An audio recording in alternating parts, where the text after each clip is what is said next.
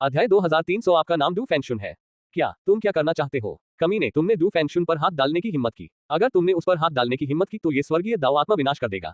दक्षिण कोरिया की दैवी व्यवस्था क्रोधित है। हालांकि उनके पास कोई तुरुप का पत्ता नहीं था। उनका एकमात्र तुरुप का पत्ता आत्मा विनाश है। दुर्भाग्यवश लियू जियांगताओ के लिए आत्मा प्रदर्शन से क्या लाभ? यदि वे वास्तव में डू फेंगशुन से निपटना चाहते थे तो क्या वे अब तक इंतजार करते?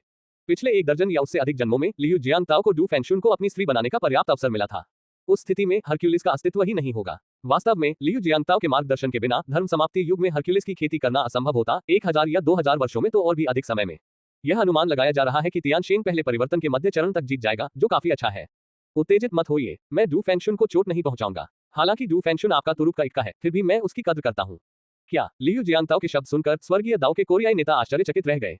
अर्थ क्या है? किसी को महत्व देने का क्या मतलब है? इससे पहले कि कोरियाई नेता कुछ कर पाते, लियू जियांगताओ ने प्रसव कक्ष का दरवाजा धक्का देकर खोल दिया और अंदर चले गए। डू फेंगशुन के माता पिता से लेकर प्रसव कक्ष में मौजूद डॉक्टरों तक हर कोई उस अजीब आदमी को अंदर आते देख दंग रह गया। क्या चल रहा है? क्या तुम्हें नहीं पता कि यह प्रसव कक्ष है? एक अजनबी अंदर क्यों आया? तुम कौन हो? यहाँ से चले जाओ, ये प्रसव कक्ष है। तुम। डॉक्टर की बात पूरी होने से पहले ही लियू जियांगताओ ने सीधे डू फेंगशुन की मां की ओर इशारा करते हुए कहा। मां के गर्भ में एक लड़का है और यदि वह शीघ्र ही बच्चे को जन्म नहीं देती है तो उसकी मृत्यु भी हो सकती है। क्या इस आदमी को कैसे पता चला कि महिला के गर्भ में लड़का है? क्या यह ऐसी बात नहीं है जिसके बारे में केवल हम ही जानते हैं? हालांकि इन लोगों ने जल्द ही लियू जियांगताओ पर ध्यान देना बंद कर दिया क्योंकि एक लड़का पैदा हुआ था। डू फेंगशुन का छोटा भाई। पूरा परिवार बहुत खुश था। जहां तक डू फेंगशुन की मां का सवाल है, उन्होंने उत्सुकता भरी नजरों से लियू जियांगताओ की ओर देखा। इसके अलावा कोई रास्ता नहीं था। भले ही डू फेंगशुन की मां एक गर्भवती महिला थी और उसने पहले ही बच्चे को जन्म दे दिया था। हालांकि किसी कारण से इस अत्यधिक सुंदर युवक को देखकर डू फेंगशुन की मां को अभी भी अपने दिल में एक हलचल महसूस हुई। ऐसा लगता है कि मैं इस युवक को काफी समय से जानता हूं और वह मेरे लिए बहुत महत्वपूर्ण है।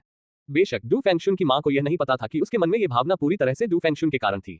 डू फेंगशुन ने सैकड़ों वर्षों तक कैस जेड धारण किया था और उसके शरीर में पहले से ही कैस ऊर्जा थी।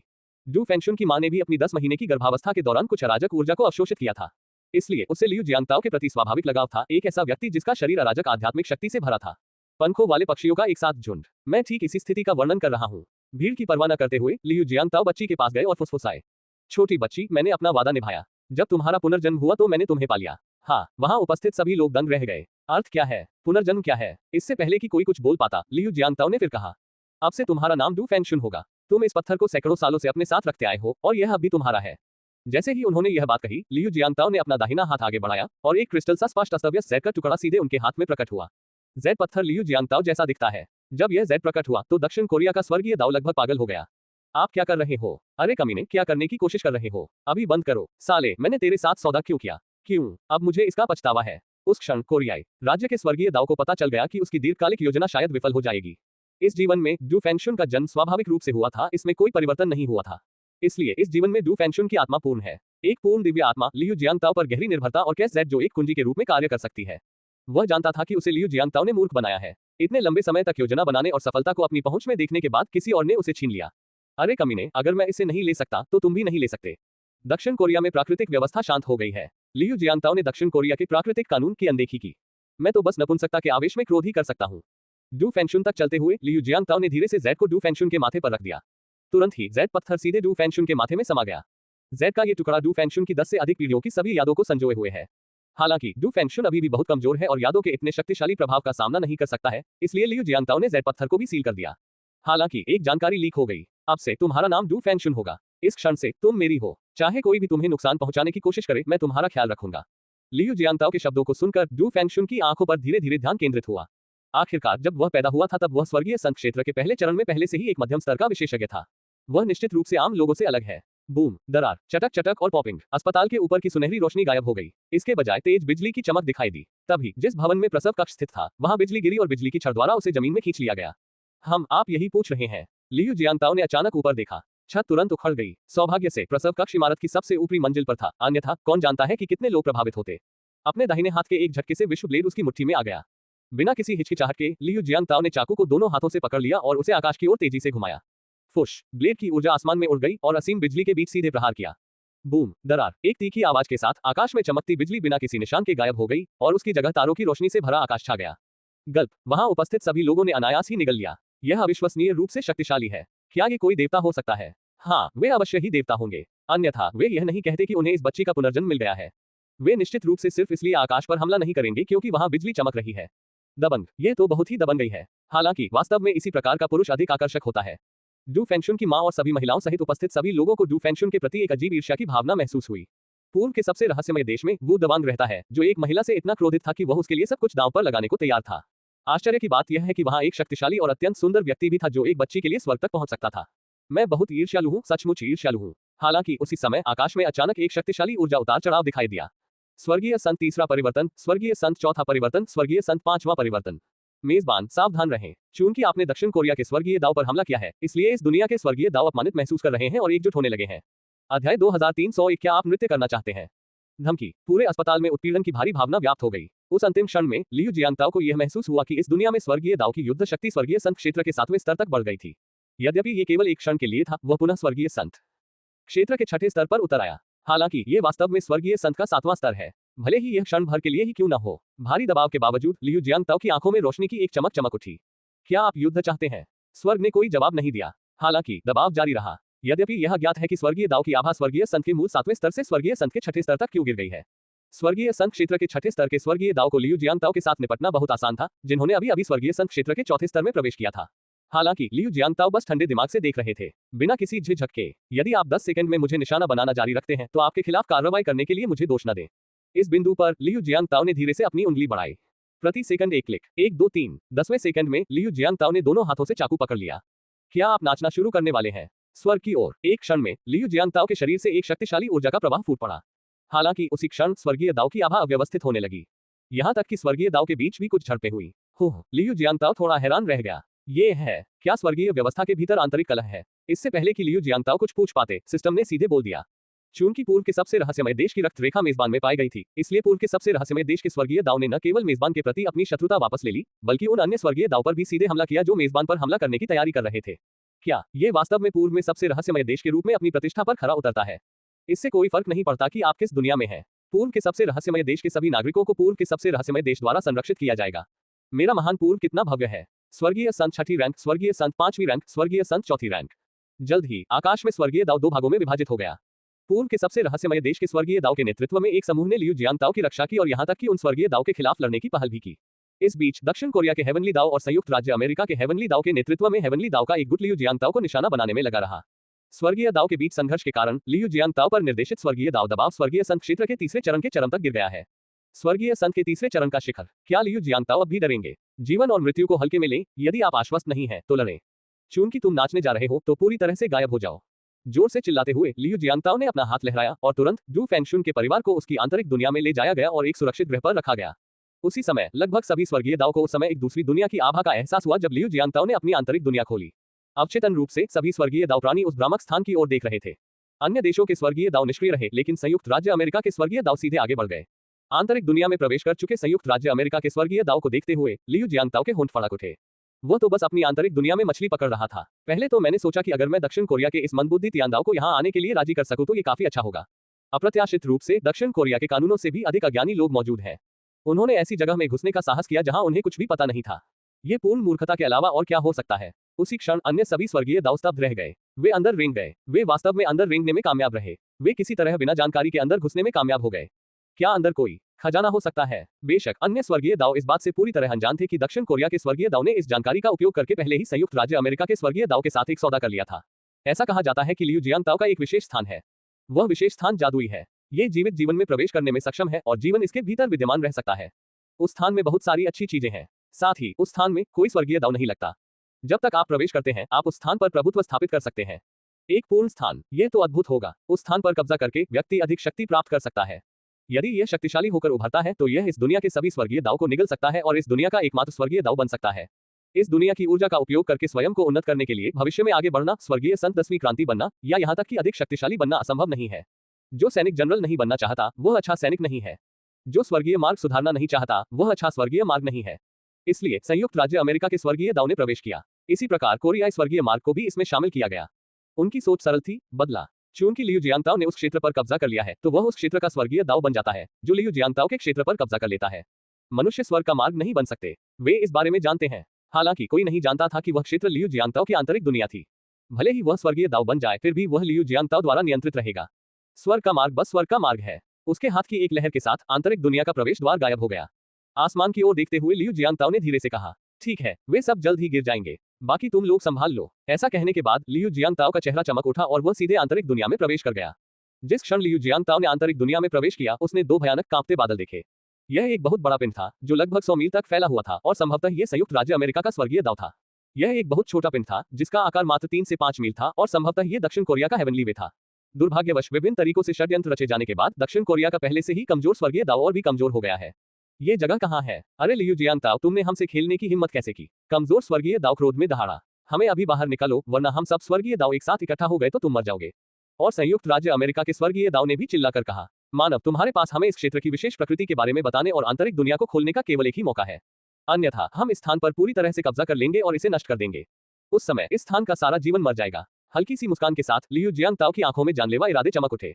वे स्वयं को धमकी देने का साहस करते हैं। ये दोनों स्वर्गीय दाव वास्तव में नृत्य करना चाहते हैं। चूंकि आप नृत्य करने जा रहे हैं तो इसका आनंद लें। जैसे ही सौदा तय हुआ, लियू जियांगताओ ने धीरे से अपना हाथ आगे बढ़ाया।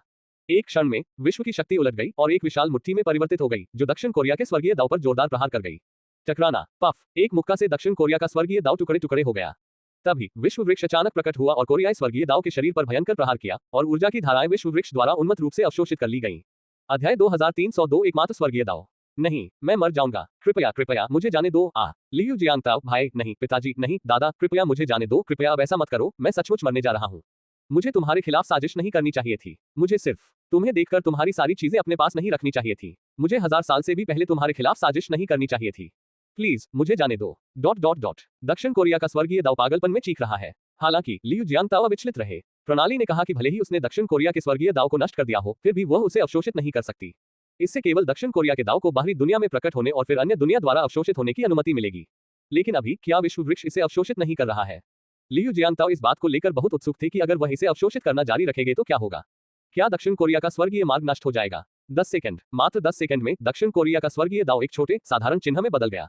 न तो कोई अतिरिक्त ऊर्जा है, न ही अतिरिक्त दाव। हालांकि स्वर्गीय दाव का ये छोटा सा निशान बरकरार रहा। मेजबान, ये दक्षिण कोरिया के स्वर्गीय दाव का वास्तविक रूप है। इसके वास्तविक रूप को क्षतिग्रस्त नहीं किया जा सकता, न ही इसे उसी प्रकार के स्वर्गीय दाव के अलावा किसी अन्य जीवन रूप द्वारा निगला जा सकता है। हालांकि बाहरी दुनिया के स्वर्गीय दाव को निगला जा सकता है। क्या ऐसा है? अच्छी बात है। वे सचमुच सोचते थे कि वे कुछ भी नहीं खा सकते। क्या यह इसे निगलना नहीं है? लियू जियांगताओ ने उनकी व्यक्तिगत विशेषताओं की जांच की। आंतरिक जगत की लड़ाकू शक्ति कुछ हद तक बढ़ गई है। जहां तक लड़ाकू शक्ति का सवाल है, इसमें बहुत कम वृद्धि हुई है और ये 10,000 युआन तक भी नहीं पहुंची है। अरे बाप रे, दक्षिण कोरिया के कानून पूरी तरह से बकवास है। फिर लियू जियांगताओ ने संयुक्त राज्य अमेरिका के स्वर्गीय दाव की ओर देखा। संयुक्त राज्य अमेरिका का स्वर्गीय दाव बहुत शक्तिशाली है। यह अपरिहार्य है। यदि वे बाहर होते तो लियू जियांगताओ वास्तव में इसे हल नहीं कर पाते। पर अब यह आंतरिक दुनिया है, लियू जियांगताओ की दुनिया। यहाँ लियू जियांगताओ एक देवता है। जब तक वे इस दुनिया से मुक्त नहीं हो जाते, उन्हें लियू जियांगताओ की सजा स्वीकार करनी होगी। अभी जब विश्व वृक्ष की जड़ें प्रकट हुई तो संयुक्त राज्य अमेरिका का स्वर्गीय दाव वहां से जाना चाहता था। यहाँ तक कि इसे हिलने में भी संघर्ष करना पड़ा, लेकिन आंतरिक दुनिया के भीतर विश्व की शक्ति की बाधाओं के तहत संयुक्त राज्य अमेरिका का स्वर्गीय दाव 1 इंच का 1 अंश भी नहीं हिल सका। जल्दी मत करो, अब प्रदर्शन करने की तुम्हारी बारी है। नहीं, आप गलत समझ रहे हैं माननीय मानव शक्ति। मेरा आपके स्थान पर कब्जा करने का कोई इरादा नहीं है। मैं बस आपके स्थान पर एक नजर डालना चाहता हूँ। आखिरकार, जैसा कि आप जानते हैं, मैं एक स्वर्गीय दाव हूँ, दुनिया का सबसे शक्तिशाली स्वर्गीय दाव। अगर हम सब मिलकर काम करें तो हम दूसरे स्वर्गीय दाव को निगल सकते हैं और साथ मिलकर बाहरी दुनिया को नियंत्रित कर सकते हैं।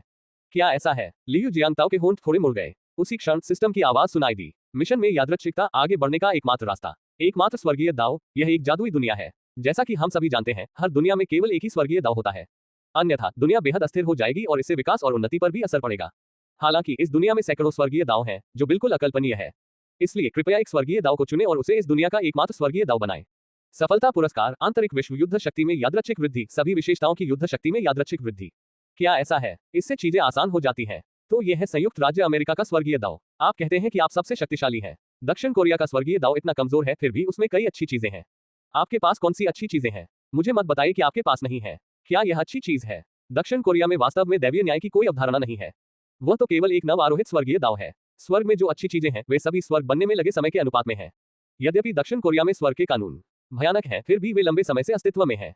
इतिहास में अनगिनत अच्छी चीजें बची हुई हैं। लेकिन इसमें क्या है? अचानक संयुक्त राज्य अमेरिका का स्वर्गीय दाव शांत हो गया। बेशक संयुक्त राज्य अमेरिका का स्वर्गीय मार्ग स्वयं संयुक्त राज्य अमेरिका से मेल खाता है। संयुक्त राज्य अमेरिका एक भयानक देश है और इसके कानून भी उतने ही अप्रत्याशित हैं। अपराधियों और आवारा लोगों से बने देश से आपके सच्चे चरित्र की अपेक्षा कर सकते हैं। मजाक करना बंद करो। ये कहा जा सकता है कि संयुक्त राज्य अमेरिका का स्वर्गीय मार्ग एक बड़ा आवारागर्दी मात्र है। फिर लियू जियांगताओ ने अपना हाथ लहराया और तुरंत दुनिया की शक्ति ने एक तेज चाकू का रूप ले लिया। नहीं, ऐसा मत करो, हर चीज पर चर्चा हो सकती है।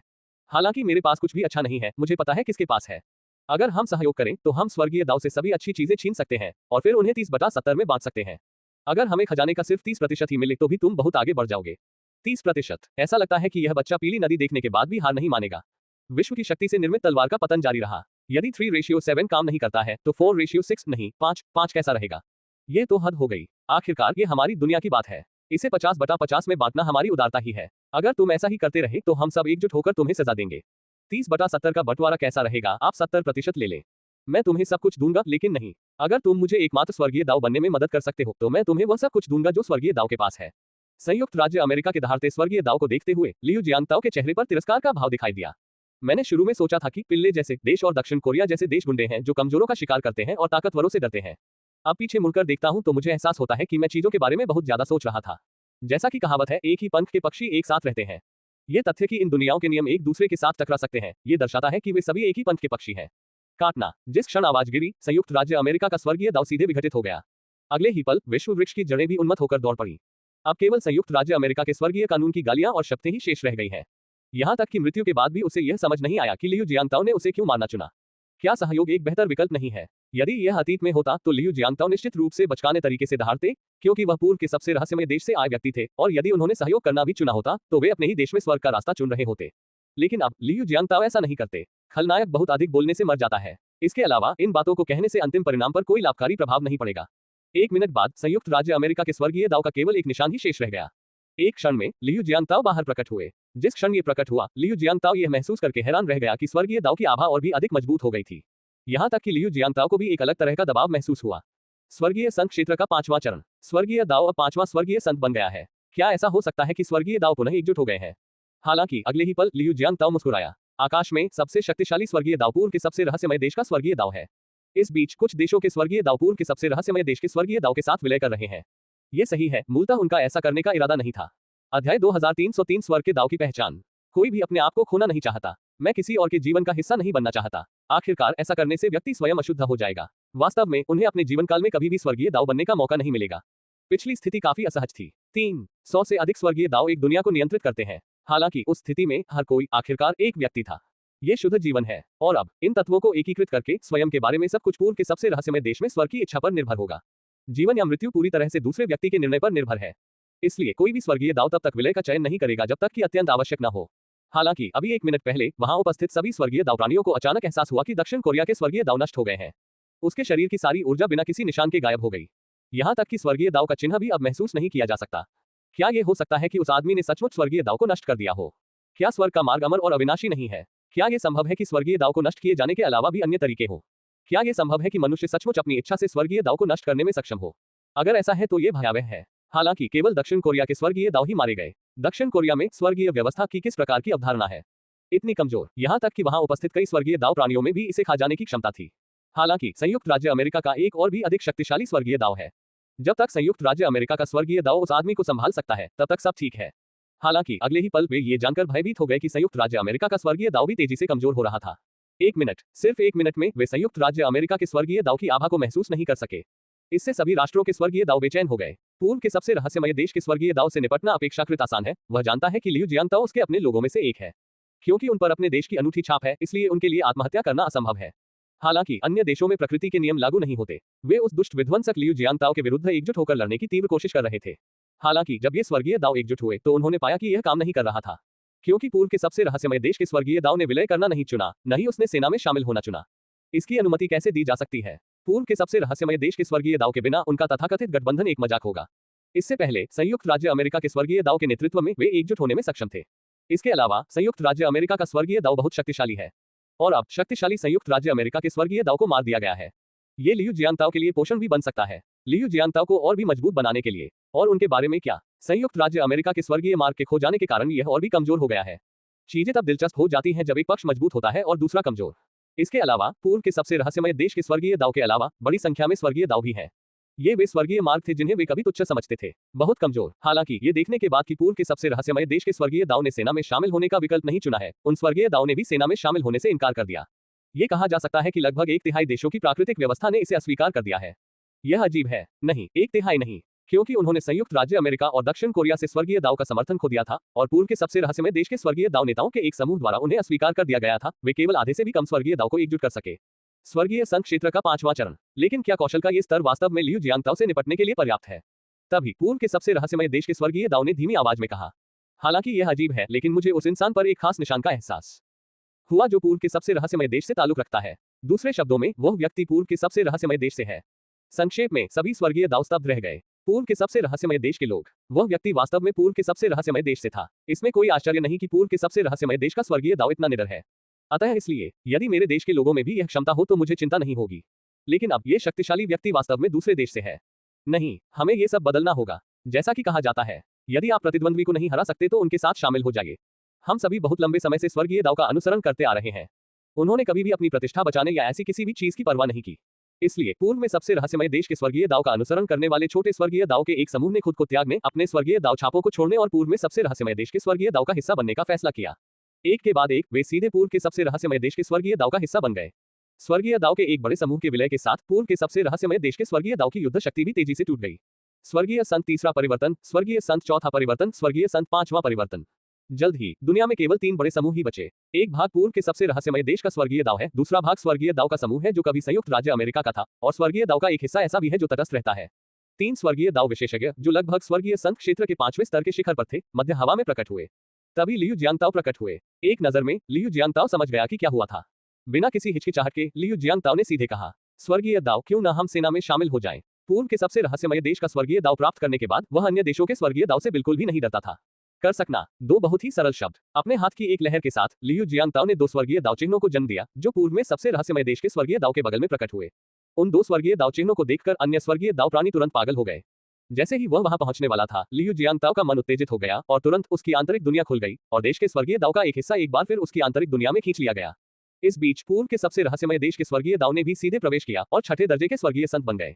इससे सभी स्वर्गीय दाओ एक अजीब स्थिति में आ गए। अब इससे लड़ने का कोई रास्ता नहीं है। लड़ने का क्या मतलब है? नतीजा तो पहले ही तय हो चुका है ना? मैं स्वयं को त्याग कर एक हो जाने का निर्णय लेता हूँ। मैं भी। मेरा इंतजार करो, मैंने पहले कहा था, मैं पहले विलय करूंगा। तुरंत ही स्वर्गीय दाओ के एक अन्य बड़े समूह ने विलय का निर्णय लिया। एक बार, पहली बार, दूसरी बार भी। जब लियू जियांगताओ फिर से बाहर आए तो केवल कुछ जिद्दी स्वर्गीय ताओवादी ही बाहर रह गए। अपनी आंतरिक दुनिया में वापस ले जाए जाने और अपनी ऊर्जा छीन लिए जाने के बाद लियू जियांगताओ ने बड़ी संख्या में स्वर्गीय दाओ छापे भेजी। यदि किसी अन्य देश में स्वर्ग का यही मार्ग होता तो लियू जियांगताओ इस पर विश्वास नहीं करते। हालांकि लियू जियांगताओ को अभी भी अपने देश की प्राकृतिक व्यवस्था पर भरोसा था। पूर्व के सबसे रहस्यमय देश में स्वर्ग का रास्ता भी बहुत उदार है। सार रक्त की एक गेंद को सीधे भेजा गया, साथ ही रहस्यमय ऊर्जा उत्सर्जित करने वाली एक ऊर्जा गेंद भी भेजी गई। स्वर्ग की स्वीकृति। स्वर्ग उन लोगों पर आक्रमण नहीं कर सकता जिन्हें स्वर्ग की स्वीकृति प्राप्त है। ये बहुत सरल जानकारी है। अध्याय 2304 20 साल और एक और झटका। बाकी समय बहुत साफ सुथरा था। हाँ, यही शब्द है। क्योंकि ये दुनिया अब एकमात्र स्वर्गीय दाओ द्वारा शासित है और इसमें स्वर्गीय दाओ की दयालुता भी है, लियू जियांगताओ काफी संतुष्ट है। इसके अलावा लियू जियांगताओ ने पूर्व के सबसे रहस्यमय देश को स्थायी भूमि उपयोग अधिकार हस्तांतरित कर दिया। लियू जियांगताओ को जो प्राप्त हुआ वह स्वर्गीय दाओ सार रक्त की एक बूंद और डू फेंगशुन की स्वतंत्रता थी। लियू जियांगताओ डू फेंगशुन को दूर ले जाने के लिए स्वतंत्र था। लियू जियांगताओ की मदद से डू फेंगशुन बहुत आसानी से बड़ा हुआ। मुझे नहीं पता कि ऐसा इसलिए है क्योंकि वह अब एक पूर्ण व्यक्ति है, लेकिन उसकी साधना का स्तर बहुत तेजी से सुधर गया है। हालांकि लियू जियांगताओ के लिए ये काफी कठिन था। शायद ये लंबे समय तक साथ रहने के कारण था, या शायद यह इसलिए था क्योंकि लियू जियांगताओ ने उसके साथ इस जीवन में बड़े होने के दौरान उसका साथ दिया था। लेकिन लियू जियांगताओ को डू फेंगशुन के लिए कोई रोमांटिक इच्छा महसूस नहीं हुई, बल्कि एक पिता की अपनी बेटी को देखने की भावना थी। ये थोड़ा सा, खैर आप जानते हैं। ठीक है, प्रकृति को अपना काम करने दो। 5 या 6 साल के डू फेंगशुन को 1 टन का पत्थर आसानी से उठाते देख लियू जियांगताओ ने हल्की सी आह भरी। डू फेंगशुन केवल 5 या 6 साल का है, लेकिन उसकी युद्ध शक्ति पहले ही स्वर्गीय संघ क्षेत्र के पहले चरण के चरम पर पहुंच चुकी है। मेरा मानना है कि मुझे स्वर्गीय संघ क्षेत्र के दूसरे चरण तक सफलतापूर्वक पहुंचने में अधिक समय नहीं लगेगा। हालांकि अब भी आंतरिक दुनिया में डू फेंगशुन को द्वितीय श्रेणी की लड़ाकू शक्ति माना जाता है। ये सही है, इस मृत्यु जोक के कारण आंतरिक दुनिया में पहली पंक्ति की लड़ाकू शक्ति पहले ही स्वर्गीय संघ के दूसरे चरण को प्राप्त कर चुकी है। मूलतः जब वे स्वर्गीय संघ क्षेत्र के दूसरे चरण में पहुंचे तो उन्होंने पहले ही अपनी युद्ध शक्ति की ऊपरी सीमा को महसूस कर लिया था। ये स्वर्गीय संघ का तीसरा रूपांतरण है। जैसे जैसे लियू जियांगताओ की युद्ध शक्ति बढ़ती गई, ये लोग ये जानकर आश्चर्यचकित हो गए कि वे अब अपनी युद्ध शक्ति की ऊपरी सीमा को महसूस नहीं कर पा रहे थे। ये स्पष्ट था कि उनके नगर स्वामी ने फिर से घुसपैठ कर ली थी। सफलता की इस गति ने आंतरिक जगत में सभी को ईर्ष्यालु बना दिया। यही एक मजबूत व्यक्ति है, एक सच्चा मजबूत व्यक्ति। केवल ऐसे मजबूत व्यक्ति ही उनकी वफादारी के हकदार हैं। बेशक उन्होंने पहले ही अपनी निष्ठा की प्रतिज्ञा कर दी है। लियू जियांगताओ के कारण डू फेंगशुन के लिए मूल रूप से जो विभिन्न कठिनाइयां घटित होनी थी वे घटित नहीं हुई। यहां तक कि वह व्यक्ति भी नहीं आया जिसने डू फेंगशुन का सच्चा प्यार होने का दावा किया था। मुझे नहीं मालूम कि उनके बुजुर्ग युद्ध में मारे गए थे या नहीं, या शायद ये स्वर्ग के मार्ग का प्रभाव है। खैर, ये दिखाई नहीं दिया। पलक झपकते ही 20 साल बीत गए। डू फेंगशुन अब एक वयस्क महिला है। साथ ही कैसेट स्टोन पर सील की गई सभी यादें डू फेंगशुन द्वारा प्राप्त और एकीकृत की गई हैं। उसे अपने अतीत के बारे में पता चला और यह भी कि लियू जियांगताओ ने 1700 साल पहले ही उसकी साधना में मदद करना शुरू कर दिया था। वे ये भी जानते थे कि लियू जियांगताओ एक देवता थे। पिछले 1 दर्जन से अधिक जन्मों में उसका एकमात्र सपना लियू जियांगताओ के मार्गदर्शन में साधना करने में सक्षम होना था। मैं हमेशा लियू जियांगताओ का अनुसरण करूंगा। बेशक लियू जियांगताओ एक हृदयहीन व्यक्ति नहीं था। पिछले 20 वर्षों से लियू जियांगताओ डू फेंगशुन के परिवार के बगल में रह रहे हैं। आमतौर पर फेंगशुन घर पर ही रहता है। वह केवल तभी लियू जियांगताओ का अनुसरण करता है जब वह साधना का अभ्यास कर रहा होता है। इस वजह से डू फेंगशुन को कभी भी किसी प्रकार की पारिवारिक देखभाल की कमी नहीं हुई। बेशक लियू जियांगताओ ने पहले ही इन लोगों को बता दिया था कि जब डू फेंगशुन 20 साल का हो जाएगा तो वह डू फेंगशुन को ले जाएगा, इस दुनिया को छोड़ देगा और एक व्यापक दुनिया में चला जाएगा। हालांकि अनिच्छुक होने के बावजूद डू फेंगशुन के माता पिता ने फिर भी उसे जाने देने का फैसला किया। लियू जियांगताओ एक देवता है। वे अपने वंश से आगे चलकर अमर हो गए। देवताओं का अनुसरण करना निश्चित रूप से सही काम है। सबसे महत्वपूर्ण बात यह है कि मेरी बेटी अब केवल मेरी बेटी नहीं रही। उस व्यक्ति की स्मृति 1700 वर्ष से अधिक पुरानी है। आपको जन्मदिन की हार्दिक शुभकामनाएं। आपको जन्मदिन की हार्दिक शुभकामनाएं। जैसे ही जन्मदिन के गीत बजने लगे, डू फेंगशुन का 20वां जन्मदिन आ गया। परिवार में किसी ने भी जाने का जिक्र नहीं किया। वे बस चुपचाप गाने गाते रहे और जन्मदिन का केक खाते रहे। इस बीच डू फेंगशुन परिवार, जो आमतौर पर ज्यादा शराब नहीं पीता, ने भी इस दिन काफी शराब पी। बिछड़ना हमेशा से सबसे कठिन बात रही है, विशेषकर इसलिए कि इस प्रस्थान के बाद वापस लौटने का कोई रास्ता नहीं है। अगर मैं वापस आ भी जाऊं तो भी मैं उन्हें दोबारा नहीं देख पाऊंगा। उस रात सभी लोग देर तक पार्टी करते रहे। डू फेंगशुन को छोड़कर बाकी सभी लोग पूरी तरह नशे में थे। छत पर लियू जियांगताओ ने धीरे से कहा, क्या तुम्हें सचमुच यकीन है कि तुम उनके साथ नहीं जाओगे? ये सही है। लियू जियांगताओ ने सुझाव दिया था कि वे डू फेंगशुन के परिवार के साथ चले जाएं। इस तरह डू फेंगशुन हर समय अपने परिवार के साथ रह सकता है। हालांकि बाहरी दुनिया की स्थिति के बारे में पूछताछ करने के बाद डू फेंगशुन ने फिर भी हार मान ली। यह मेरे परिवार को इस दुनिया में जीने के लिए पर्याप्त है। मैंने मन बना लिया है, जब मैं जाऊंगा तो उन्हें अपने साथ नहीं ले जाऊंगा। इस बिंदु पर डू फेंगशुन ने लियू जियांगताओ की ओर देखा। सर, क्या आप मुझ पर एक एहसान कर सकते हैं और मेरी यादें उनके पास सुरक्षित रख सकते हैं? लियू जियांगताओ ने धीरे से अपना सिर हिलाया। तुम्हें सील करने की कोई जरूरत नहीं है। तुम्हारे जाने के बाद ऐसा लगेगा जैसे तुम इस दुनिया में कभी थे ही नहीं। इस दुनिया से तुम्हारा कर्म संबंध टूट जाएगा। तुम्हारे, मेरे और इस दुनिया के स्वर्गीय दाव के अलावा किसी को पता नहीं चलेगा कि तुम कभी अस्तित्व में थे ही नहीं। उसने थोड़ा सिर हिलाया। ठीक है, तो चलिए सर। डू फेंगशुन थोड़ा मुस्कुराया। अपने हाथ की एक लहर के साथ लियू जियांगताओ ने आंतरिक दुनिया को खोल दिया। डू फेंगशुन को अंदर ले लिया और फिर उसके पीछे अंदर चला गया। सार रक्त की उन 2 बूंदों को उठाओ। वीर्य की इन 2 बूंदों की व्यवस्थित जांच की गई है और कोई समस्या नहीं है। जैसा कि पूर्व के सबसे रहस्यमय देश के स्वर्गीय दाव से अपेक्षा की जाती है, उनके कार्य वास्तव में भव्य और उदार हैं। वे दक्षिण कोरिया की तरह चीजों के प्राकृतिक क्रम का पालन नहीं करते हैं, यहाँ तक कि वे धूर्त रणनीति का भी सहारा लेते हैं। एक चतुर योजना उल्टी पड़ सकती है और आपकी जान भी जा सकती है। जल्द ही लियू जियांगताओ ने सार रक्त की 2 बूंदों को अवशोषित और परिष्कृत किया। उनकी लड़ाकू शक्ति भी बढ़ गई है। अंततः लियू जियांगताओ की युद्ध शक्ति सभी विशेषताओं में 4.31 मिलियन युआन पर बनी रही, जबकि उनकी आंतरिक दुनिया की युद्ध शक्ति बढ़कर 5.8 मिलियन युआन हो गई। यदि वह पूरी ताकत से लड़ता तो लियू जियांगताओ को विश्वास था कि वह स्वर्गीय संत उद्यान से बिना किसी नुकसान के बच निकल सकता है, सिवाय उन कुछ 6ठे और 7वें दर्जे के स्वर्गीय संत राहु के। ये प्रतिद्वंद्वी को भी मार सकता है। छोड़ो सिस्टम। जैसे ही आवाज गिरी, लियू जियांगताओ वहां से गायब हो गया। जब वे पुनः प्रकट हुए तो वे पहले से ही युद्ध के मैदान में थे। भाई, रास्ते से हट जाओ। चीयू उन्मादपूर्ण ढंग से दहाड़ा। हालांकि लियू जियांगताओ थोड़ा मुस्कुराया। रास्ते से अलग हटे, वह कैसे संभव है? अगले ही पल लियू जियांगताओ शक्तिशाली चूषण बल से मुक्त हो गया, अपने पैरों को हिलाया और मृत जोग के बगल में प्रकट हुआ और उसे एक थप्पड़ से बेहोश कर दिया। ये देखकर चीयू, जो उन्मत्तता से आगे बढ़ रहा था, पूरी तरह से हक्का बक्का रह गया। क्या यह आदमी बहुत प्रभावशाली है? चारों ओर देखने पर लियू जियांगताओ ने पाया कि वहां बहुत अधिक मृत जोग नहीं बचे थे, इसलिए उन्होंने फिर से कुछ ऊर्जा छोड़ी। स्वर्गीय संत 3 बारी। उस दिन जैसे ही पवित्र त्रिदेव की आभा फैली, वहां उपस्थित सभी जीव स्तब्ध रह गए। क्या एक और सफलता? अध्याय 2305 अराजक आपदा प्रकट होती है। अरे भाई, क्या तुम नशे में हो? तुम स्वर्गीय संत के पहले स्तर पर यहाँ आए थे और अब तीसरे स्तर पर पहुंच गए हो। बिल्कुल मेरी तरह। लियू जियांगताओ को तीसरे स्तर के स्वर्गीय संत की ऊर्जा में उतार चढ़ाव को विकीर्ण करते देख चीयू तुरंत चिंतित हो गया। ऐसा लग रहा था जैसे उसे इस दुनिया की तीव्र दुर्भावना का एहसास हो गया हो। मैं कौन हूँ? मैं कहाँ हूँ? मैं क्या कर रहा हूँ? ऐसा क्यों है कि 10 करोड़ वर्षों तक संघर्ष करने के बाद मैं अब स्वर्गीय संत क्षेत्र के तीसरे चरण तक पहुंच पाया हूँ। हालांकि लियू जियांगताओ इस स्थान पर केवल कुछ ही दिन रहे थे जब उन्होंने सफलतापूर्वक स्वर्गीय संत क्षेत्र के तीसरे स्तर तक प्रवेश कर लिया। क्यों न हम तियानशेन गार्डन में एक पारंपरिक 3 भाग मंत्र प्रस्तुत करें? यदि इससे काम न बने तो 5, 8 या 18 लगातार हमले भी काम आएंगे। वैसे भी इतने लंबे समय तक जीवित रहने के कारण मैंने काफी शब्दावली एकत्रित कर ली है। जब चीयू अचंभित था, लियू जियांगताओ ने एक और कदम उठाया, मृत जोकों को अपने आंतरिक संसार में एकत्रित किया। जब तक चीयू को यह एहसास हुआ कि क्या हो रहा है, तब तक मृत जोके घटनास्थल पर नहीं थी। वाह, तुम लोग इतनी तेजी से आगे बढ़े। एक बुदबुदाती हुई चीख के साथ चीयू दूसरे स्थान की ओर रवाना हो गया। मृत जोक, ये सभी खेती के लिए अच्छी चीजें हैं। 5 मिनट बाद मृत क्षेत्र टूट गया। सभी मृत जोक अपने नाम के अनुरूप जीवित रहे तथा वास्तविक मृत जोक बन गए। लियू जियांगताओ को डेड जोन की इस यात्रा से सबसे अधिक लाभ हुआ। वह मूल स्वर्गीय संत प्रथम परिवर्तन से वर्तमान स्वर्गीय संत तृतीय परिवर्तन तक प्रगति कर चुके हैं। यदि मैं कुछ और बार मृत्यु क्षेत्र में प्रवेश करूं तो मुझे आश्चर्य है कि मेरी साधना का स्तर कितनी दूर तक पहुंच पाएगा। लौटने के बाद लुओ हो ने कहा, मृत क्षेत्र की इस यात्रा से हम सभी को अच्छी फसल मिली, इसलिए इस बार हमें इतना कुछ देने की जरूरत नहीं है। प्रति व्यक्ति सिर्फ एक मृत्यु जोक, सबसे निम्न श्रेणी की। अगर कोई दोबारा आता है तो ये मृत्यु जोक उसकी खेती के संसाधन होंगे। इस समय लुओ हो ने स्वर्गीय संत क्षेत्र के तीसरे तल पर एक मृत्यु जोक निकाली। फिर उसके हाथ के एक झटके से स्वर्गीय संत उद्यान के चौक पर धीरे धीरे एक चबूतरा प्रकट हुआ। कौन सा प्लेटफॉर्म विभिन्न संसाधनों को संग्रहित करता है? इनमें से कुछ कैसलोट्स के पत्ते हैं, कुछ कैसलोट्स के बीज हैं, तथा इनमें मृत जोक, हमिंगबर्ड आदि भी हैं। ये सब करने के बाद लुओ हो कुछ कदम पीछे हटे और धीरे से बोले, बेशक अगर आपके पास खेती के लिए पर्याप्त संसाधन नहीं है तो आप खेती के लिए ऊपर दिए गए संसाधनों के लिए आवेदन कर सकते हैं। हालांकि आपको अगले शिकार के दौरान या संसाधन प्राप्त करने पर इन संसाधनों की भरपाई करनी होगी और एक निश्चित हैंडलिंग शुल्क का भुगतान करना होगा। ठीक है, यद्यपि राहु देखने में बहुत अच्छे नहीं लगते, लेकिन वास्तव में वे बहुत अच्छे व्यक्ति हैं। इसके बाद सभी ने एक एक मृत जोक सौंप दी। सभी लोग मर चुके हैं। एक विचार के साथ लियू जियांगताओ ने दूसरे चरण के स्वर्गीय संत मृत्यु जोक को मार डाला और उसकी लाश सौंप दी। तभी राहु ने अपना हाथ हिलाया और मंच धीरे धीरे नीचे उतर गया। साथ ही लियू जियांगताओ को भी एहसास हुआ कि यह मंच सभी के उपयोग के लिए है। आप ये जान सकते हैं कि क्या जोड़ा गया है और क्या गायब है।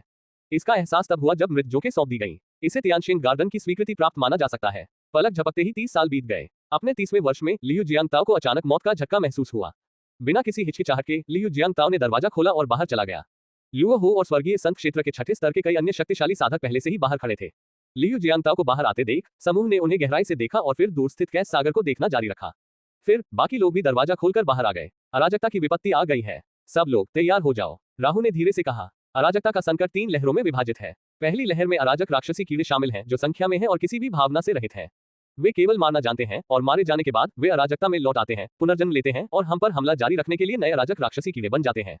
कैस डेमन वम का हमला समय केवल 3 सेकंड है। हालांकि ये 3 सेकंड सापेक्ष है। वास्तविक समय 3 सेकंड है, लेकिन जब हम पर कैस डेमन वम द्वारा हमला किया जाता है तो समय अनिश्चित काल तक बढ़ जाता है। यह 1 सेकंड तक बढ़ सकता है या दशकों तक बढ़ सकता है। इसका कोई पैटर्न नहीं है। हालांकि कई अराजक क्लेशों के बाद एक जानकारी पीछे छूट गई है कि जब कैस डेमन वम हमला करता है तो वे सेना में शामिल नहीं हो सकते। अगर 2 लोग मिलकर कैस डेमन वम से लड़ते हैं तो समय उनके समय के योग के बराबर होगा और कैस डेमन वम की आक्रमण शक्ति भी नाटकीय रूप से बढ़ जाएगी। इसलिए जब कैस डेमन वम हमला करता है तो कोई केवल अकेले ही लड़ सकता है। दूसरी लहर में अराजकता दानव शामिल हैं। अपने पिछले जन्मों में वे स्वर्गीय संत उद्यान के स्वर्गीय संत थे, लेकिन वे अराजकता में नष्ट हो गए और अराजकता आपदा के साथी बन गए।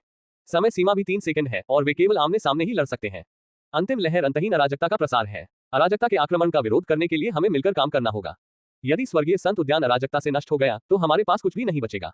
ठीक है, यह सचमुच रोमांचक था। जैसे ही लियू जियांगताओ सदमे में था, एक बार शांत अराजकता सागर अचानक बढ़ गया। लहरें टकराने लगी और किनारे पर स्थित विश्व वृक्ष टूट गया। 1 टुकड़ा, 2 टुकड़े, 3 टुकड़े। जल्द ही विश्व वृक्ष जो अराजकता के सागर के पास उगाया था लगभग पूरी तरह से नष्ट हो गया। हालांकि लियू जियांगताओ को यह महसूस हो गया कि विश्व वृक्ष की जड़ प्रणाली अभी भी जीवन शक्ति से भरपूर थी। एक बार जब अराजक क्लेश पर काबू पा लिया जाएगा तो ये विश्व वृक्ष पुनः उगाएंगे। मेजबान तैयार हो जाए। मुझे मिली जानकारी के अनुसार पिछली अराजकता की विपत्तियां इतनी शक्तिशाली नहीं रही हैं। इस बार निश्चित रूप से बहुत से लोग मरेंगे। सिस्टम के शब्दों को सुनकर लियू जियांगताओ के होंठ थोड़े से फड़क गए। अरे यार, मुझे पता था कि ऐसा होगा। क्या ऐसा हो सकता है कि ये सभी तथाकथित आपदाएं मुझ पर लक्षित हैं? दुर्भाग्य से लियू जियांगताओ केवल व्यर्थ ही क्रोध कर सके, वह कुछ नहीं कर सकता। अंतहीन अराजकता विश्व वृक्ष की बाधा को तोड़कर स्वर्गीय पवित्र उद्यान की ओर बढ़ गई। जैसे ही यह स्वर्गीय संत उद्यान के पास पहुंचा, अराजकता की परतें धुंध में बदल गईं, जो फिर उद्यान के सबसे आगे खड़े स्वर्गीय संतों के समूह की ओर बढ़ गईं। हालांकि उनमें से किसी ने भी कोई कदम नहीं उठाया। अराजक धुंध और भी बड़ी होती गई। प्रत्येक व्यक्ति के चारों ओर एक छोटा सा भंवर बन गया है। जल्द ही जल वाष्प ने कोहरा बना दिया और कोई भी किसी को नहीं देख पा रहा था। हालांकि वे अभी भी एक दूसरे की उपस्थिति को स्पष्ट रूप से महसूस कर सकते थे। अराजक कोहरे में लियू जियांगताओ की दृष्टि और इंद्रियां बिल्कुल भी प्रभावित नहीं हुई। आखिरकार कैस स्पिरिट ओ कोई मजाक नहीं है। स्तर के संदर्भ में लियू जियांगताओ इन तथाकथित अराजक धुंध से कहीं बेहतर है। यह अपने सामने फैले अंतहीन अराजक समुद्र के समान स्तर पर है। बेशक ये केवल रैंक को संदर्भित करता है, युद्ध शक्ति को नहीं। अंततः चौथे चरण के दिव्य संतों में से एक अराजकता के दबाव का सामना नहीं कर सका और तुरंत उसके शरीर के भीतर की ऊर्जा मुक्त हो गई। उसी क्षण शेष अराजक धुंध दिव्य संत की ओर बढ़ी, जिसने अपनी ऊर्जा उन्मुक्त कर दी थी। उसी समय अन्य स्वर्गीय संतों ने भी अपनी चाल चली। अध्याय 2306 3 वर्ष। यह अराजकता दानव कीड़ा है। अस्तव्यस्त धुंध के बीच लियू जियांगताओ ने धीरे धीरे अपने आसपास का जायजा लिया। कुछ क्षण के लिए तो ऐसा लगा जैसे पूरी अराजकता थम सी गई हो। फिर एक एक करके मुट्ठी भर काले कीड़े बाहर रेंगने लगे।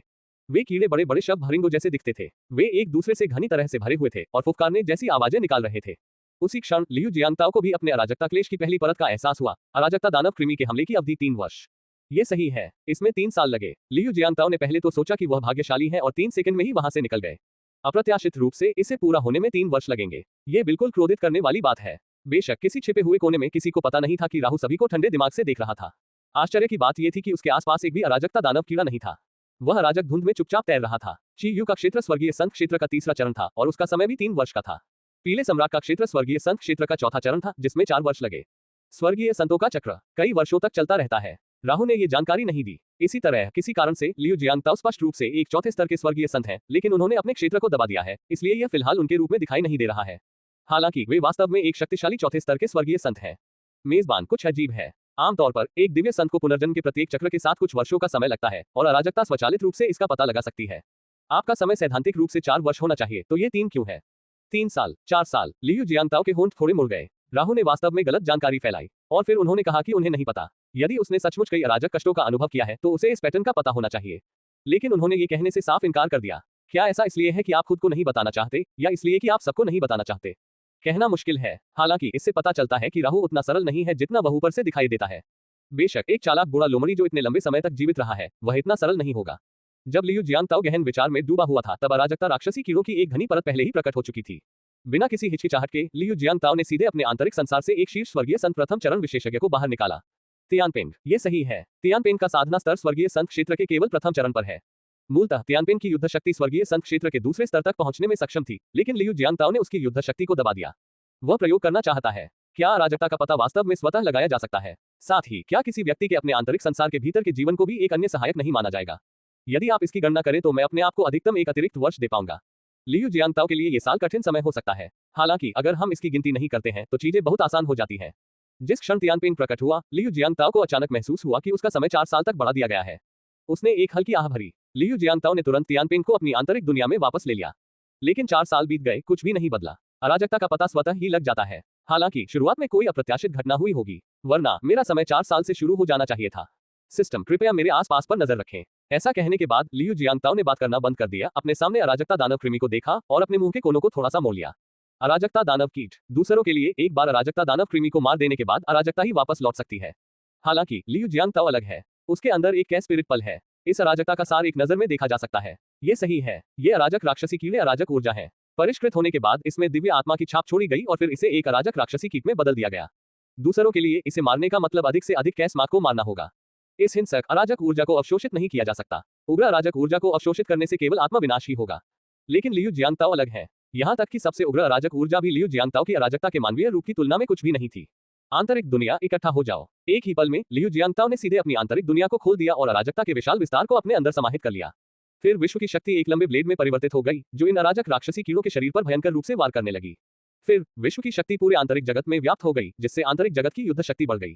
उसी क्षण इन उग्र अराजक ऊर्जाओं को भी विश्व की शक्ति द्वारा बलपूर्वक शांत कर दिया गया। यद्यपि इन अराजक ऊर्जाओं ने अथक संघर्ष किया, परंतु सब व्यर्थ रहा। अराजकता सबसे शक्तिशाली ऊर्जा है। ये सबसे गौरवशाली ऊर्जा भी थी। जैसे ही ये दबा हुआ और हिलने डुलने में असमर्थ महसूस करती, सारी अराजक ऊर्जा प्रबल ऊर्जा उतार चढ़ाव उत्सर्जित करने लगती। यह आत्मविनाश है। उस क्षण आंतरिक दुनिया के चारों ओर फैले अराजक समुद्र से भी एक धुंधली अराजक रोशनी निकल रही थी। अराजक प्रकाश से प्रकाशित होने के बाद उग्र अराजक ऊर्जा तुरंत शांत हो गई। आत्मविनाश की आभा बिना किसी निशान के गायब हो गई और शुद्धतम और सबसे परिष्कृत ऊर्जा में परिवर्तित हो गई, जिसे हर कोई सीधे अवशोषित कर सकता था। बिना किसी हिचकिचाहट के लियू जियांगताओ ने अपना हाथ हिलाया और अराजक ऊर्जा को अवशोषित कर लिया। अराजक ऊर्जा के जुड़ने से लियू जियांगताओ की साधना का स्तर बढ़ने लगा। 100 युआन, 200 युआन, 300 युआन। यद्यपि युद्ध शक्ति में वृद्धि तीव्र नहीं है, फिर भी अराजकता राक्षसी कीटों की संख्या बहुत अधिक है। कैश डेमन कीटों का पहला समूह मात्र 3 सेकंड में नष्ट हो गया। फिर अराजकता दानव कीटों की दूसरी लहर फिर से आगे बढ़ी। अराजक कीटों की यह लहर और भी अधिक शक्तिशाली है। हालांकि इस बार लियू जियांगताओ ने कोई हरकत नहीं की, बल्कि खुद को सीधे आंतरिक दुनिया के प्रवेश द्वार पर रख दिया। जब सभी अराजक राक्षसी कीड़ों ने लियू जियांगताओ पर हमला किया तो उन्हें आसपास की आंतरिक दुनिया के प्रवेश द्वारों के माध्यम से आंतरिक दुनिया में चूसा गया, फिर मार दिया गया और आंतरिक दुनिया की लड़ाकू शक्ति में बदल दिया गया। साथ ही लियू जियांगताओ की समग्र लड़ाकू शक्ति में वृद्धि हुई। 1 साल, 2 साल, 3 साल, तीसरे वर्ष ची यू नष्ट हो गया। वह राक्षसी कीड़ों से अभिभूत था क्योंकि उसकी सारी ऊर्जा समाप्त हो चुकी थी। इसके बाद पीला सम्राट था और फिर स्वर्गीय संत क्षेत्र के चौथे स्तर पर एक और शक्तिशाली व्यक्ति था। एक के बाद एक वे गिरते गए, यहाँ तक कि स्वर्गीय संत क्षेत्र के 5वें स्तर पर एक शक्तिशाली विशेषज्ञ भी इस समय अंतहीन अराजकता में नष्ट हो गया। मृत्यु शुरू हो गई है। लियू जियांगताओ ने चुपचाप अपनी आध्यात्मिक साधना जारी रखी। चौथे वर्ष से शुरू होकर अराजकता दानव कीड़े स्वर्गीय संत के दूसरे स्तर के शिखर पर पहुंच गए और स्वर्गीय संत के तीसरे स्तर पर भी कुछ अराजकता दानव कीड़े थे। इस समय लियू जियांगताओ को अंततः समझ में आया कि अराजकता के क्लेश में इतने सारे स्वर्गीय संत क्यों नष्ट हो गए। यहाँ तक कि अराजकता कीटों की पहली लहर का सामना करना भी मुश्किल होगा। बेशक लियू जियांगताओ के लिए यह अपेक्षाकृत सरल था। जैसे जैसे अराजकता राक्षसी कीटों की एक के बाद एक लहरें मारी गई और उनकी आत्मा की छाप आंतरिक दुनिया द्वारा अवशोषित कर ली गई, लियू जियांगताओ को घेरने वाले अराजकता राक्षसी कीटों की संख्या में काफी कमी आई। ये सही है, अराजकता दानव कीड़े अंतहीन नहीं है। इस भावना का कारण यह है कि मारा गया कैश डेमन वम फिर से जीवित हो जाएगा। अध्याय 2307 स्वर्गीय संत छठी क्रांति। 4 साल, क्षणभंगुर। चौथे वर्ष में लियू जियांगताओ ने बहुत कम अराजकता दानव कीड़े देखे। ये कहना सुरक्षित है कि व्यवहारिक रूप से कोई भी नहीं बचा है, क्योंकि लियू जियांगताओ को घेरने वाले अराजकता राक्षसी कीड़ों की आत्मा छाप का उपयोग किया गया था। इस संसार में कोई भी वस्तु बिना कारण के प्रकट नहीं होती। वहां कोई अराजक राक्षसी कीड़े नहीं थे जो हवा से प्रकट हो गए हो। ये सभी अराजक राक्षसी कीड़े बनाए गए थे। अब जबकि कैश डेमन वम बनाने के लिए कच्चा माल खत्म हो गया है, तो क्या किया जा सकता है? वे केवल असहाय होकर देख सकते थे कि लियू जियांगताओ वहां अपनी साधना कर रहा था।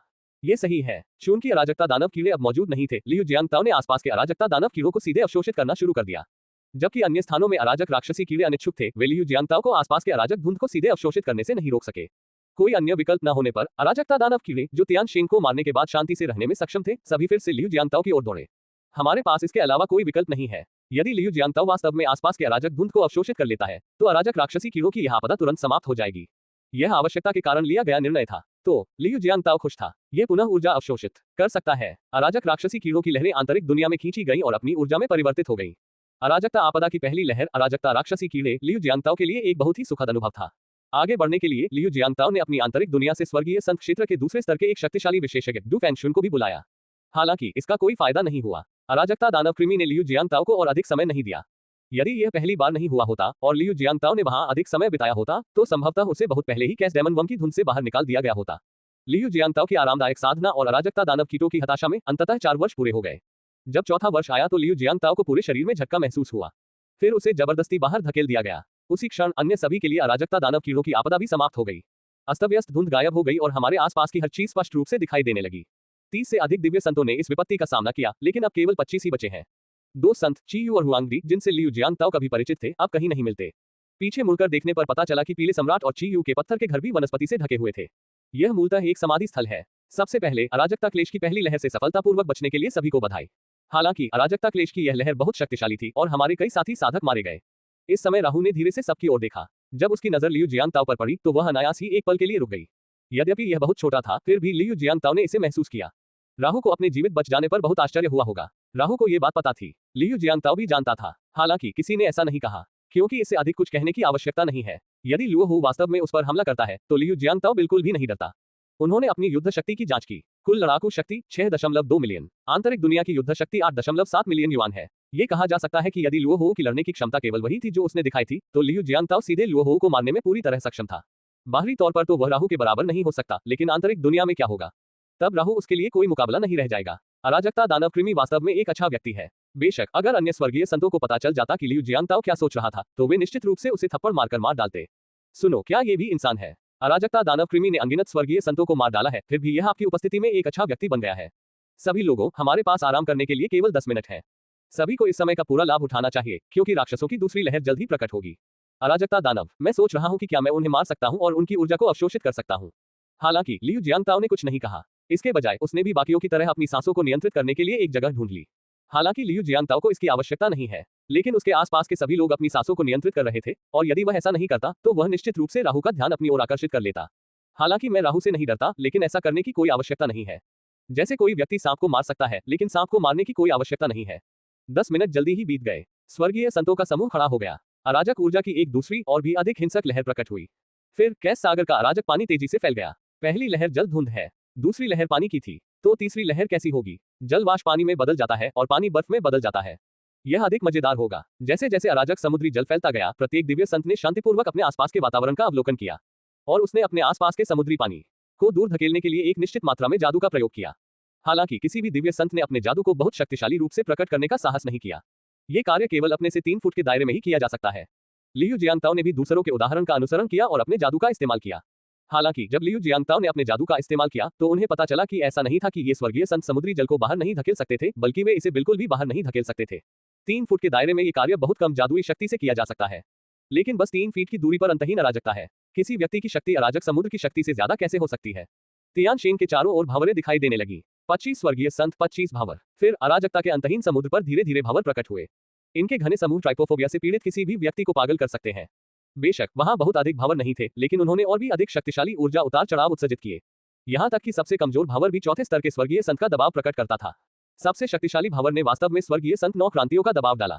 अंतहीन अराजकता में सबसे शक्तिशाली चीज स्वर्गीय संत 9 क्रांतियां हैं। तियान शेन गार्डन की ओर सबसे शक्तिशाली राहु तियान शेन क्षेत्र के केवल 7वें स्तर पर था। इसका सामना कैसे करें? क्या ये कहानी का अंत है? इससे पहले कि कोई प्रतिक्रिया कर पाता, अनगिनत भंवर उनकी ओर दौड़ पड़े। उस क्षण लियू जियांगताओ को ऐसा लगा जैसे समय उसके लिए रुक गया हो।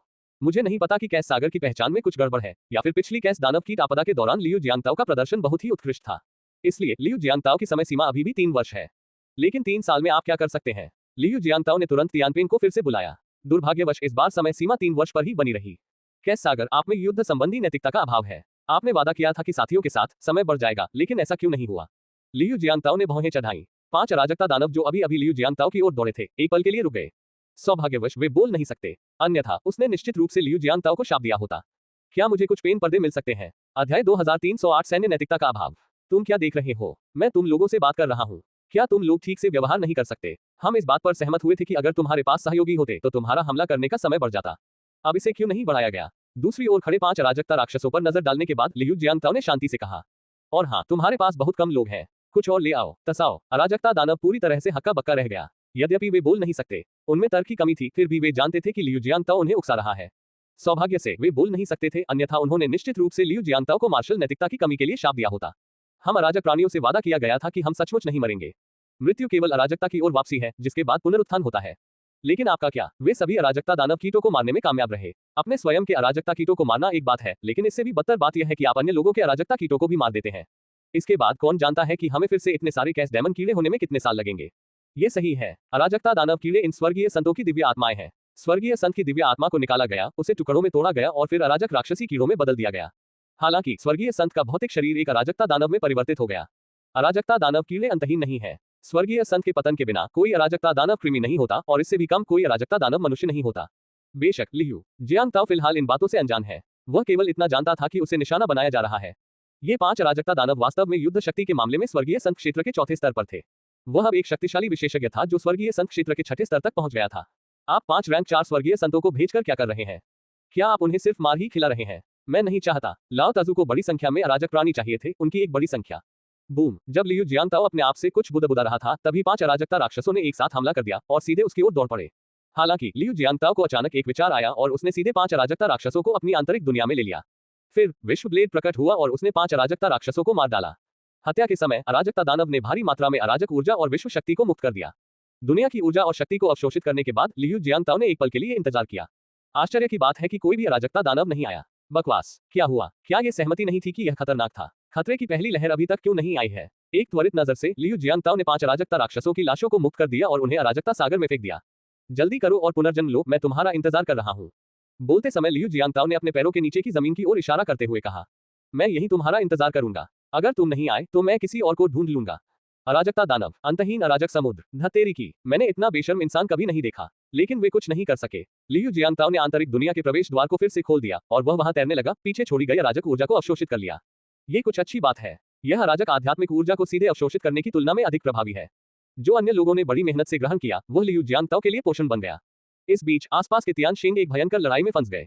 लियू जियांगताओ के सामने 5 राक्षस प्रकट हुए, जबकि अन्य को दर्जनों या सैकड़ों राक्षसों का सामना करना पड़ा। यद्यपि उसकी युद्ध शक्ति विशेष रूप से अधिक नहीं थी, बल्कि तियानशिंग की तुलना में थोड़ी कमजोर थी, फिर भी उसके लिए एक साथ इतने सारे विशेषज्ञों से लड़ना बहुत कठिन था। कुछ स्वर्गीय संत राक्षसों को घायल करते थे और स्वयं भी घायल हो जाते थे। चोट के बिना भी ऊर्जा की खपत अभी भी काफी अधिक है। लियू जियांगताओ के विपरीत, जो किसी भी प्रकार की परेशानी से गुजरता हुआ नहीं दिखता, बल्कि स्वयं को निखारता हुआ दिखता है।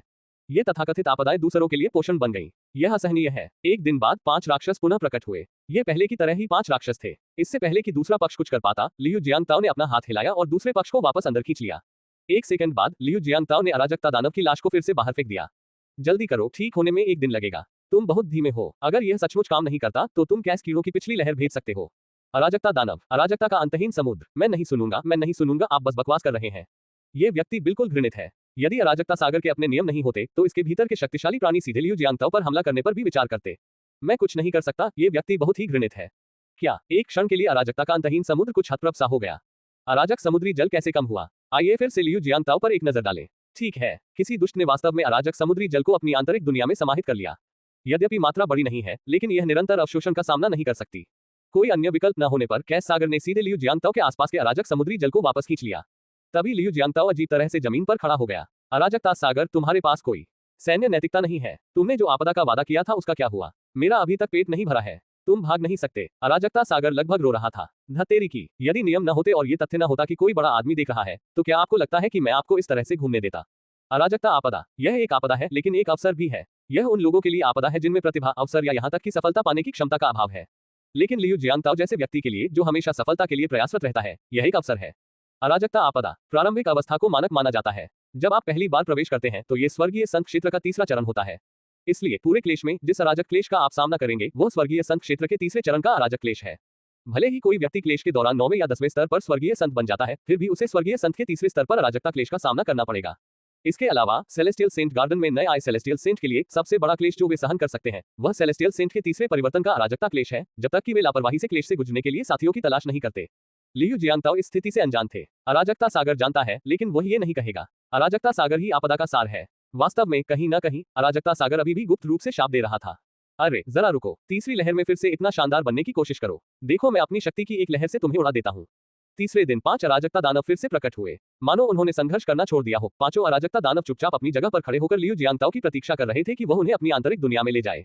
निराश, मैंने कभी भी ऐसी निराशाजनक अराजक स्थिति का अनुभव नहीं किया है। हम इस बात पर सहमत थे कि हम किसी और के लिए दुर्भाग्य का कारण बनेंगे, लेकिन इसका क्या आपको यकीन है कि यह हम अराजकता राक्षसों के लिए एक आपदा नहीं है?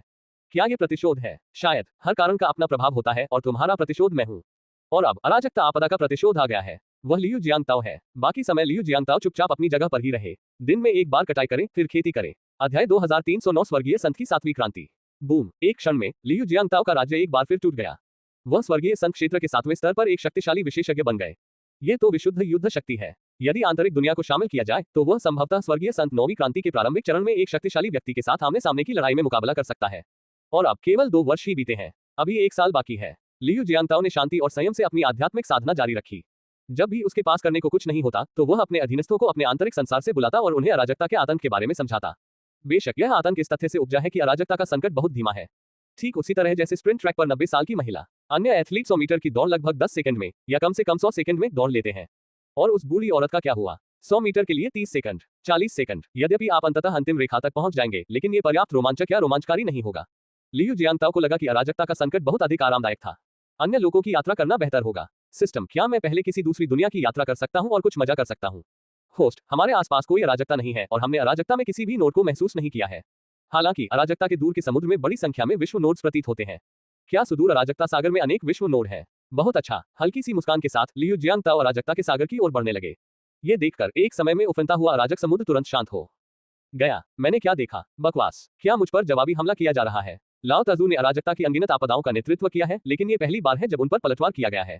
ये बहुत ही हास्यास्पद है। ये तो बिल्कुल अमानवीय है। तुरंत ही अराजकता सागर चिंतित हो गया। मूल रूप से योजना ये थी कि इसे 3 साल तक खींचा जाए ताकि लियू जियांगताओ को बड़ी मात्रा में ऊर्जा प्राप्त करने से रोका जा सके। इस तरह मैं अपने नुकसान को कम कर सकता हूँ। लेकिन अब चीजें अलग हैं। अब ये नुकसान या हानि का मामला नहीं रह गया है, ये तो चेहरे का मामला है। यदि वह सचमुच लियू जियांगताओ के स्वर्गीय संत तृतीय मोड़ के लिए गिर जाता है वगैरह, यह शापित छोटा आदमी स्वर्गीय संत क्षेत्र के 7वें स्तर तक कब पहुंच गया? इसमें कोई आश्चर्य नहीं कि स्वर्गीय संत क्षेत्र के तीसरे चरण के अनुरूप क्लेश इस छोटे से लड़के को संभाल नहीं सके। पुराना वाईबी। उसने कई अपशब्द कहे और फिर अराजकता सागर ने बड़ी संख्या में अराजक जीवों को छोड़ दिया। ये सब अराजकता के बीज हैं, जिन जीवन रूपों को मूल रूप से तीसरी लहर में छोड़ा जाना था। इन अराजकता दानव बीजों के कारण अराजकता सागर को स्वर्गीय पवित्र उद्यान को सीधे नष्ट करने का विश्वास मिला। उस स्थिति में आपका कार्य पूरा हो गया है। कैसा अद्भुत है। इसने इस क्षण के लिए अनगिनत करोड़ों युआन तैयार किए हैं, लेकिन अब एक अप्रत्याशित घटना घटित हुई है। इससे कैस सागर बहुत नाराज हुआ। अरे यार, क्या तुम अगली बार आने तक इंतजार नहीं कर सकते थे? इस बार तियानशिन गार्डन को तबाह करते ही मेरा मिशन पूरा हो जाएगा। अगली बार जब तुम बाहर आओगे तो नया तियानशिन गार्डन होगा। इससे भी अच्छी बात यह है कि आप स्वयं स्वर्गीय संत उद्यान के सबसे शक्तिशाली स्वर्गीय संत हैं। क्या यह अद्भुत नहीं है? दुर्भाग्यवश मैं ये शब्द नहीं कह सकता। जैसे ही लियू जियांगताओ आगे बढ़ता रहा, अराजकता दानव बीज प्रकट हुआ। एक के बाद एक शक्तिशाली कुत्ते के सिर वाले राक्षस, अराजक लाश, अराजक समुद्री राक्षस और इसी तरह सभी लियू जियांगताओ की ओर दौड़े। दूर से अपनी ओर दौड़ते हुए समुद्री राक्षस को देखकर लियू जियांगताओ के होंठ थोड़े से मुड़ गए। क्या ये काम पहले करना बेहतर नहीं होता? जिस क्षण ध्वनि धीमी हुई, लियू जियांगताओ ने आंतरिक दुनिया का प्रवेश द्वार खोल दिया। जिस क्षण लियू जियांगताओ ने आंतरिक दुनिया का प्रवेश द्वार खोला, उसकी ओर दौड़ते हुए सभी अराजक राक्षसी बीज एक पल के लिए रुक गए। अरे ये फिर वही चाल है। क्या आप कोई नया कदम नहीं उठा सकते? आप सब लोग अंदर आ जाइए। एक जोरदार चीख के साथ लियू जियांगताओ की आकृति आगे बढ़ी, 1000 मीटर आगे बढ़ी और कैस सागर के ऊपर मंडराने लगी। उसी समय लियू जियांगताओ ने एक के बाद एक अराजक दानव बीज को बलपूर्वक अवशोषित कर लिया। जिस क्षण वह इसे अंदर लाया, लियू जियांगताओ ने अपने पैरों के नीचे अराजक समुद्री पानी को भी नहीं छोड़ा। मुझे नहीं पता कि ऐसा इसलिए है क्योंकि मैं अराजकता का उपयोग नहीं करता, लेकिन जब मैं इन अराजक समुद्रों से अराजक ऊर्जा को अवशोषित करता हूं, तो मेरी आंतरिक दुनिया की अराजकता मदद करती है। अराजक प्रकाश का एक विस्फोट हुआ और अराजक समुद्री जल की सारी ऊर्जा प्रकट हुई, जो फिर बहुत शुद्ध और आसानी से अवशोषित होने वाली ऊर्जा में परिवर्तित हो गई। शक्ति को अवशोषित करने के बाद लियू जियांगताओ की लड़ाकू शक्ति भी आसमान छू गई। हालांकि जैसे ही लियू जियांगताओ ने अपना कदम बढ़ाया, उसके पैरों के नीचे का समुद्री पानी फिर से छट गया। लियू जियांगताओ फिर से जमीन पर उतरा। जैसे ही लियू जियांगताओ फिर से आगे बढ़ने वाले थे, सिस्टम की आवाज सीधे उनके दिमाग में गूंजी। मेजबान, अब और आगे मत बढ़ो। अगर तुम और आगे बढ़े तो तुम्हें हमलों की तीसरी लहर का सीधा सामना करना पड़ेगा। हमलों की तीसरी लहर मजबूत और कमजोर में भेद किए बिना सीधे हमला करेगी। क्या? तो फिर कोई बात नहीं। जब लियू जियांगताओ अराजकता के अंतहीन समुद्र में रुके तो अराजकता का समुद्र पूरी तरह से हतप्रभ था। क्या अभी कुछ क्षण पहले वह बहुत घमंडी थी? आप अब कोई कार्रवाई क्यों नहीं कर रहे हैं? हालांकि लियू जियांगताओ वहीं खड़े रहे, अपनी आंतरिक दुनिया को चीरते रहे और आगे बढ़ने से इनकार कर दिया। यदि आपको पता हो कि आगे खतरा है तो केवल मूर्ख ही आगे बढ़ेगा। यदि कोई वास्तविक खतरा है तो राहु हमेशा हमारे साथ है, जो हमारी रक्षा करने के लिए पर्याप्त ऊंचा है। वह स्वर्गीय संत क्षेत्र के 7वें स्तर पर एक नौसिखिया था। बूम! अराजकता का सागर एक बार फिर उमड़ पड़ा। यह अराजक समुद्र का प्रकोप है। मैंने इतना बेशर्म इंसान कभी नहीं देखा। मैंने लोगों को खूबसूरत महिलाओं के साथ फ्लर्ट करते देखा है, लेकिन मैंने कभी किसी को कैस्ट ट्रिब्यूलेशन के साथ फ्लर्ट करते नहीं देखा। हालांकि लियू जियांगताओ ने आगे बढ़ना बंद कर दिया और अराजकता दानव ने उस पर हमला करना जारी रखा। ये अराजकता क्लेश के नियम है। यदि अराजकता दानव को कम समय में समाप्त नहीं किया जा सकता है तो ये समय के साथ और अधिक शक्तिशाली हो जाएगा। जो अराजकता राक्षस नष्ट हो जाते हैं वे एक निश्चित समय अवधि के बाद पुनः जन्म लेते हैं। बाकी सभी लोग अराजकता राक्षसों को खत्म करने की पूरी कोशिश कर रहे थे। उन्हें डर था कि अराजकता राक्षसों की संख्या बहुत बड़ी थी और उनकी युद्ध शक्ति बहुत आश्चर्यजनक थी। दूसरी ओर लियू जियांगताओ को चिंता थी कि अराजकता दानव बहुत कम थे और उनकी लड़ाकू शक्ति बहुत कम थी। एक साल जल्दी ही बीत गया। यह आखिरी साल है। ये लियू जियांगताओ का तीसरा वर्ष भी है। जिस क्षण लियू जियांगताओ ने अराजकता राक्षसों की अंतिम लहर को छोड़ा, जब वे उसकी आंतरिक दुनिया में समा गए थे, तो वह ऊर्जा के एक शक्तिशाली उछाल से बाहर निकल गया। आसपास का अव्यवस्थित समुद्री जल तुरंत ही कम हो गया। चारों ओर देखने पर पता चलता है कि मूल 25 स्वर्गीय संतों में से केवल 17 ही बचे हैं। जैसे ही लियू जियांगताओ ने चारों ओर देखा, शेष तियानशिंग भी उसे चकित भाव से देख रहे थे। मैंने देखा कि मैं कहां था। कुछ नहीं बदला है। आसपास के तियानशिंग अधिकांशतः अपनी मूल स्थिति में ही बने रहे।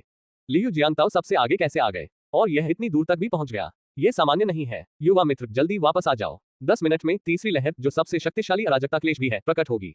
अतीत में सबसे अधिक मृत्यु दर तीसरी लहर में रही है। लियू हो के शब्दों को सुनकर लियू जियांगताओ ने कुछ नहीं कहा और जल्दी से अपनी मूल स्थिति में लौट आया।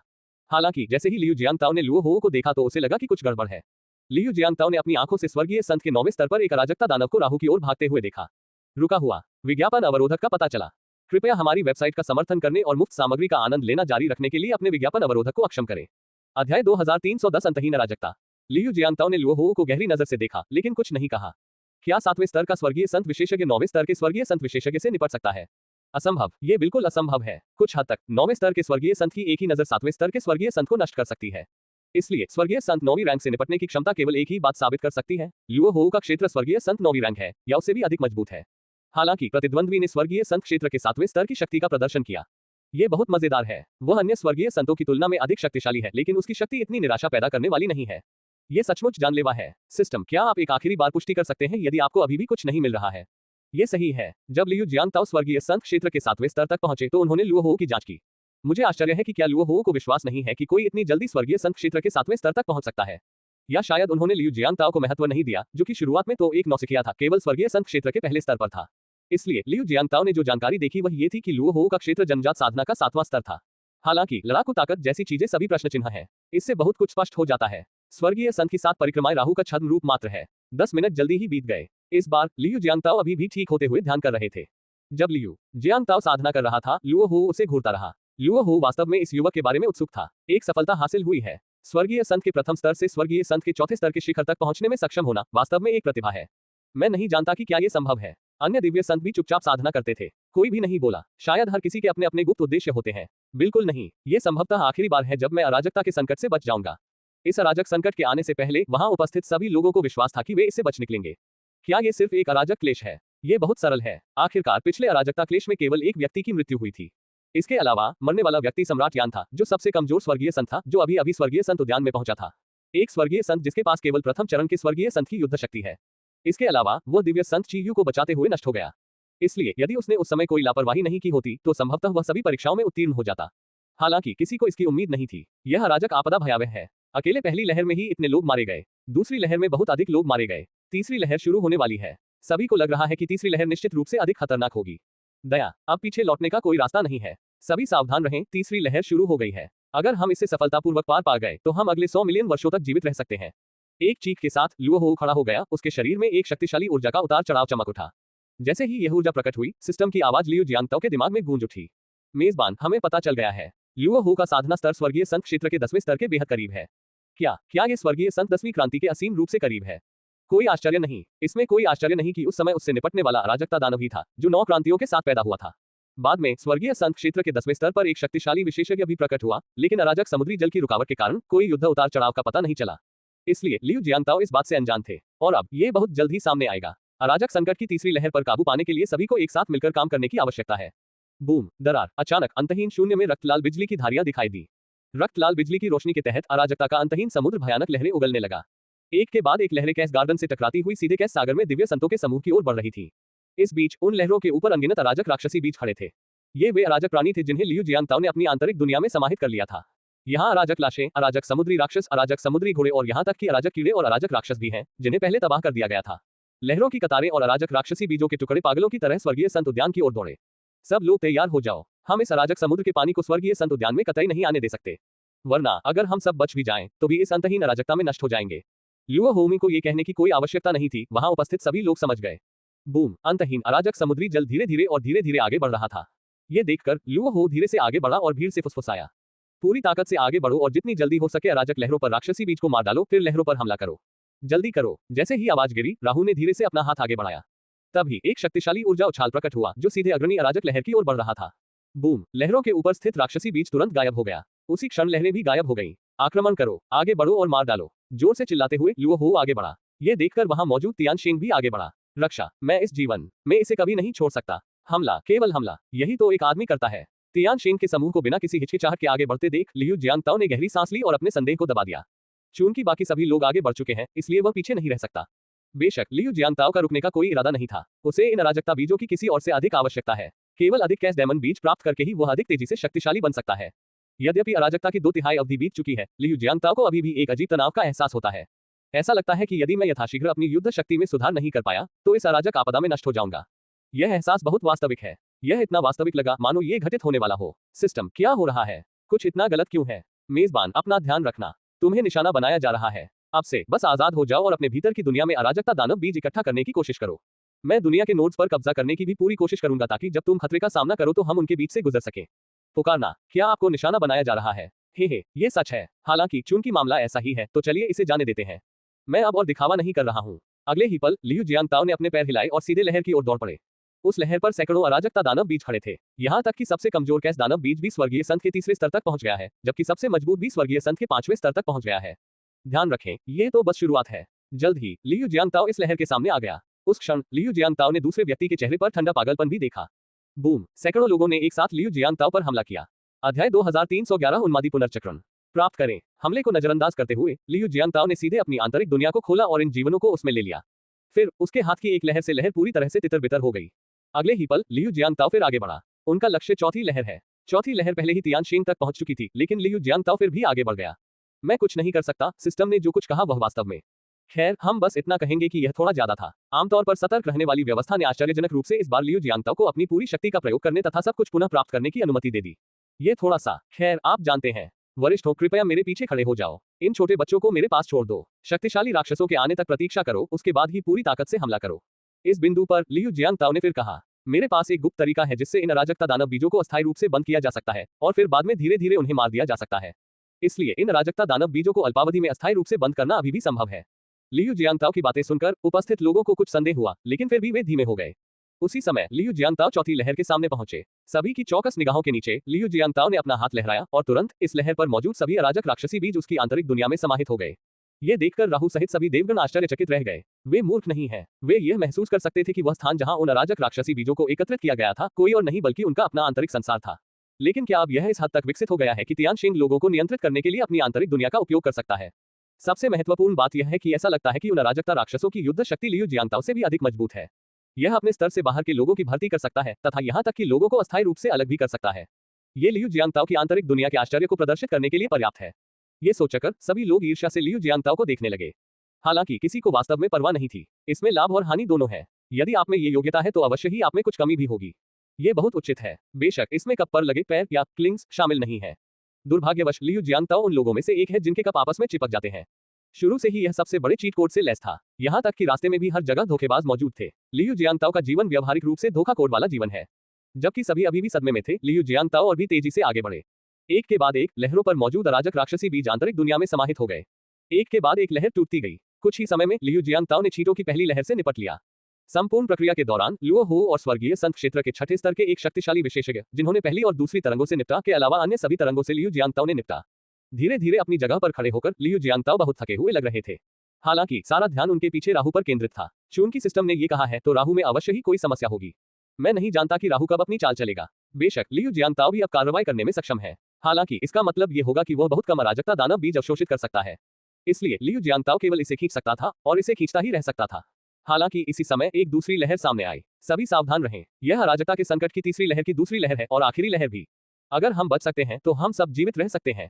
अगर हम नहीं बच सकते तो हम सब यहीं मर जाएंगे। जोर से चिल्लाते हुए लुओ हो ने लियू जियांगताओ को नजरअंदाज कर दिया और आगे बढ़कर सबके सामने आ गया। आह! जोर से चिल्लाते हुए लुओ हो ने धीरे से अपने हाथ आगे बढ़ाए। तभी अराजकता सागर के सामने एक शक्तिशाली ऊर्जा हथेली का निशान प्रकट हुआ। इस समय अराजकता सागर सचमुच उग्र महासागर में परिवर्तित हो गया था।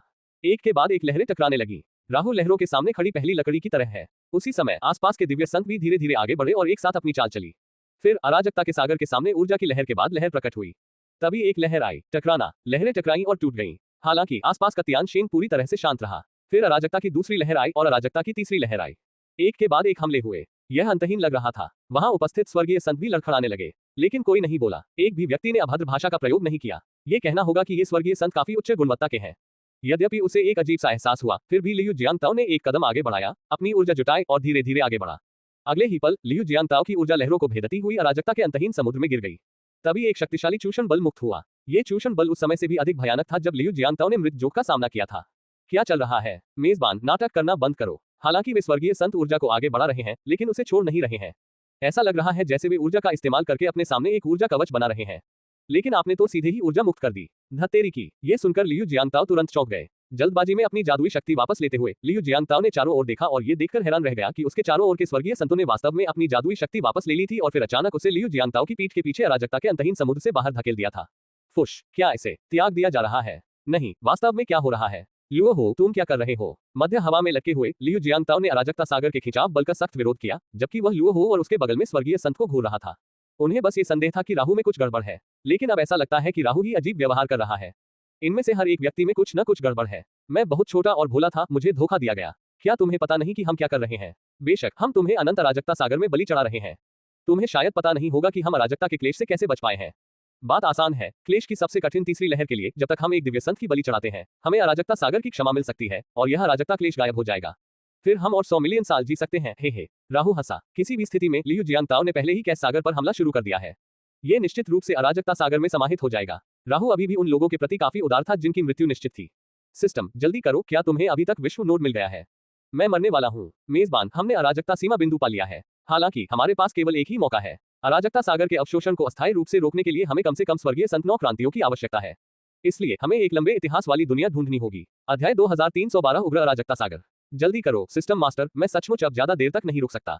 लियू जियांगताओ की आवाज बहुत दुखद लग रही थी। उसके पास वास्तव में कोई अन्य विकल्प नहीं था। यद्यपि उसके पास अराजकता आत्मा मोती था, लेकिन यह वास्तविक अराजकता नहीं थी। इससे पहले जो कुछ हुआ था, उसके बाद लियू जियांगताओ को एक एहसास हुआ। यहाँ तक कि अराजकता भी एक दूसरे को निगल सकती है। उसने अभी तक अंतहीन अराजकता सागर पर अपने कब्जे का खुलासा नहीं किया है, लेकिन यदि वह ऐसा करता है, तो इससे अराजकता सागर के भीतर उन्माद भड़क सकता है। उस समय तो ये स्थिति और भी अधिक खतरनाक हो जाएगी। इसलिए लियू जियांगताओ इसे बर्दाश्त कर सकता था, चाहे ये कितना भी खतरनाक क्यों न हो। उसने अपना आखिरी तुरुप का पत्ता तब तक इस्तेमाल करने की हिम्मत नहीं की जब तक कि वह सचमुच मुश्किल में न पड़ जाए। हाँ, छोटे चोर, संघर्ष करना बंद करो। तुम्हारा भाग्य तय हो चुका है। बलिदान हो जाओ और हमें अगले 100 मिलियन वर्षों तक जीने दो। बोलते हुए राहु ने धीरे से अपना हाथ आगे बढ़ाया। अचानक लियू जियांगताओ के पीछे एक शक्तिशाली ऊर्जा उतार चढ़ाव दिखाई दिया। राहु की ऊर्जा की बमबारी के तहत लियू जियांगताओ को सीधे अराजकता के अंतहीन समुद्र में फेंक दिया गया था। अराजकता का अंतहीन सागर वास्तव में अपने नाम के अनुरूप है, ये वास्तव में शक्तिशाली है। अगर कोई गिर भी जाए तो कोई छींटा भी नहीं पड़ेगा। हाँ, अब हम सुरक्षित हैं और हम अगले 100 मिलियन वर्षों तक जीवित रह सकते हैं।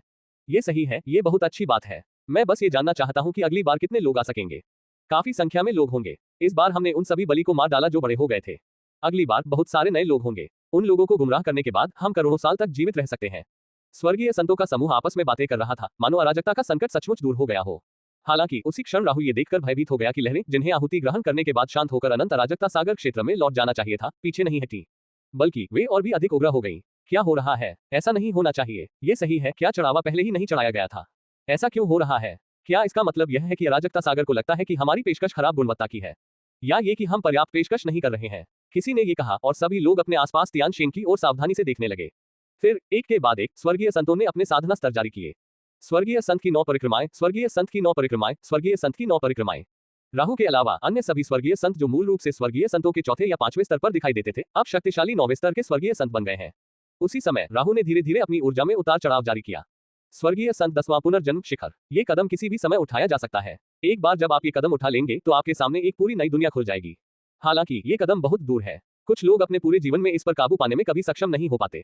बस एक को बेतरतीब ढंग से बाहर फेंक दो। जैसे ही उसने यह बात कही, लुओ हो ने स्वर्गीय संत को बाहर निकाल दिया, जो आमतौर पर चुप रहता था। दुर्भाग्यवश शेष दर्जन भर स्वर्गीय संतों के अपने अपने सामाजिक दायरे हैं, लेकिन वह स्वर्गीय संत एक अपवाद था। आध्यात्मिक अभ्यास के अलावा वह शायद ही कभी कुछ और करते हैं। सामान्यतः इसमें कुछ भी गलत नहीं है, लेकिन जब त्याग की बात आती है तो अंतर महत्वपूर्ण हो जाता है। धमाका। एक धीमी सी आवाज के साथ अराजक समुद्र एक क्षण के लिए शांत हो गया, फिर से उग्र हो गया। ये सही है, इस बार अराजकता सागर क्रोधित हो गया है। ये समझने में विफल रहा कि ये तथाकथित चौथे या पांचवें स्तर के स्वर्गीय संत वास्तव में सभी नौवें स्तर के स्वर्गीय संत विशेषज्ञ थे। यदि हमें पता होता कि ऐसा होगा, तो हमने इन तथाकथित स्वर्गीय संतों को मारने के लिए बहुत पहले ही अंतिम हत्या दस्ते को भेज दिया होता। दुर्भाग्यवश अब पीछे लौटने का कोई रास्ता नहीं है, इसलिए अराजकता सागर केवल अपने उग्र क्रोध को जारी रख सकता था। एक के बाद एक विशाल लहरें आकाश में उठी और एकत्रित स्वर्गीय संतों पर टूट पड़ी। उसी समय घटनास्थल पर तियानशिंग ने एक और चाल चली, सीधे अराजकता सागर की लहरों को नीचे गिरा दिया। हालांकि इसके बाद कैस सागर से असली हमला हुआ। ये लोग पहले से ही स्वर्गीय संत के 9वें स्तर पर हैं, या यहाँ तक कि 10वें स्तर पर भी हैं। सबसे महत्वपूर्ण बात यह है कि ये लोग काफी समय से तियानशिंग गार्डन में हैं और वे अपना अंतिम तुरुप का पत्ता इस्तेमाल करने के लिए तैयार हैं। कम से कम समय और स्थिति के संदर्भ में ये लोग इन सबका आनंद लेने में सक्षम हैं। बूम। पूरा अस्त व्यस्त समुद्र झुकता हुआ प्रतीत हो रहा था। अराजक समुद्री जल की एक विशाल मात्रा स्वर्गीय संत गार्डन की ओर तेजी से बह रही थी। तियानशिंग गार्डन इन तियानशिंग का घर है। यदि तियानशिंग गार्डन नष्ट हो गया तो ये तथाकथित तियानशिंग अपनी ऊर्जा का स्रोत खो देंगे। ये केवल शक्तिशाली अराजकता के खिलाफ लड़ने के लिए ही निरंतर ऊर्जा का उपभोग कर सकता है। भले ही शक्तिशाली अराजकता हस्तक्षेप न करे, फिर भी ये स्वर्गीय संत मर जाएंगे। वास्तविक मृत्यु। लुओ हो, कुछ ठीक नहीं है। इस बार अराजकता सागर गंभीर लग रहा है। क्या आप गंभीर हैं? लुओ हो ने अपनी आंखें थोड़ी सिकोड़ ली। वो ये कैसे नहीं जान सका कि इस बार दूसरा पक्ष गंभीर था, लेकिन क्या करता, अब उसका पर्दाफाश हो गया है। चूंकि यही बात है तो फिर रुकिए, मैं यह मानने से इनकार करता हूं कि स्वर्गीय संत क्षेत्र के 9वें स्तर के एक दर्जन या उससे अधिक विशेषज्ञ इस अराजकतापूर्ण संकट को दबा नहीं सकते। ठंडी सांस के साथ लुओ हो ने भीड़ की ओर सिर हिलाया। यद्यपि वे बहुत अनिच्छुक थे, फिर भी उपस्थित स्वर्गीय संतों के 9वें स्तर के स्वर्गीय संत आज्ञाकारी रूप से आगे बढ़े। एक के बाद एक उन्होंने ऊंची लहरों से लड़ने के लिए अपनी ऊर्जा झोंक दी। जब एक व्यक्ति थक जाता है तो वह चला जाता है और दूसरा व्यक्ति उसकी जगह ले लेता है। एक के बाद एक वे ऊपर चढ़ते गए, एक के बाद एक लहरों से जूझते हुए। पूरी प्रक्रिया के दौरान राहु ने एक भी कदम नहीं उठाया। पहले ये सिर्फ अभिनय के लिए था, लेकिन अब ऐसा नहीं है। बेशक लियू जियांगताओ इस बात से अनजान थे कि ये लोग पहले ही स्वर्गीय संत क्षेत्र के चौथे या पांचवें स्तर से 9वें स्तर तक आगे बढ़ चुके थे। यदि मुझे पता होता तो मैं निश्चित रूप से प्रशंसा के उस प्रसिद्ध 3 भागीय संयोजन की सराहना करता। एक बार करना पर्याप्त नहीं है, इसे 100 या 80 बार करें। खैर, हम कुछ भी नहीं खोएंगे। जहां तक लियू जियांगताओ का सवाल है, बाहर स्वर्गीय संत क्षेत्र के 9वें स्तर पर शक्तिशाली साधकों के बड़े समूह, उन प्रसिद्ध बूढ़े लोमड़ियों को इसका कोई अंदाजा नहीं था।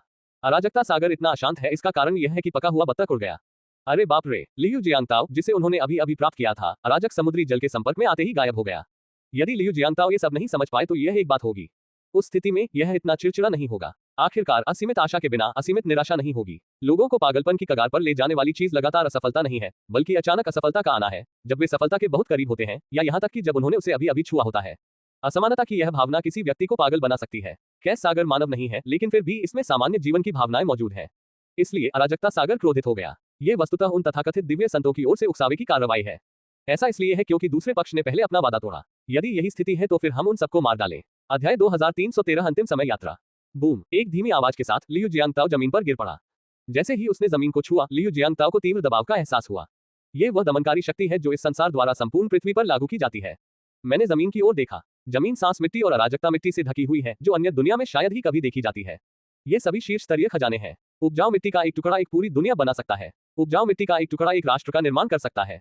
इसी प्रकार अव्यवस्थित मिट्टी का एक टुकड़ा एक ग्रह का निर्माण कर सकता है। आदिम मिट्टी का एक टुकड़ा अनंत जीवन को पोषित कर सकता है। ये अद्भुत चीजें, जिनके बारे में शायद अन्य दुनिया में सुना भी नहीं गया होगा, अब जमीन पर यूं ही ढेर में पड़ी है।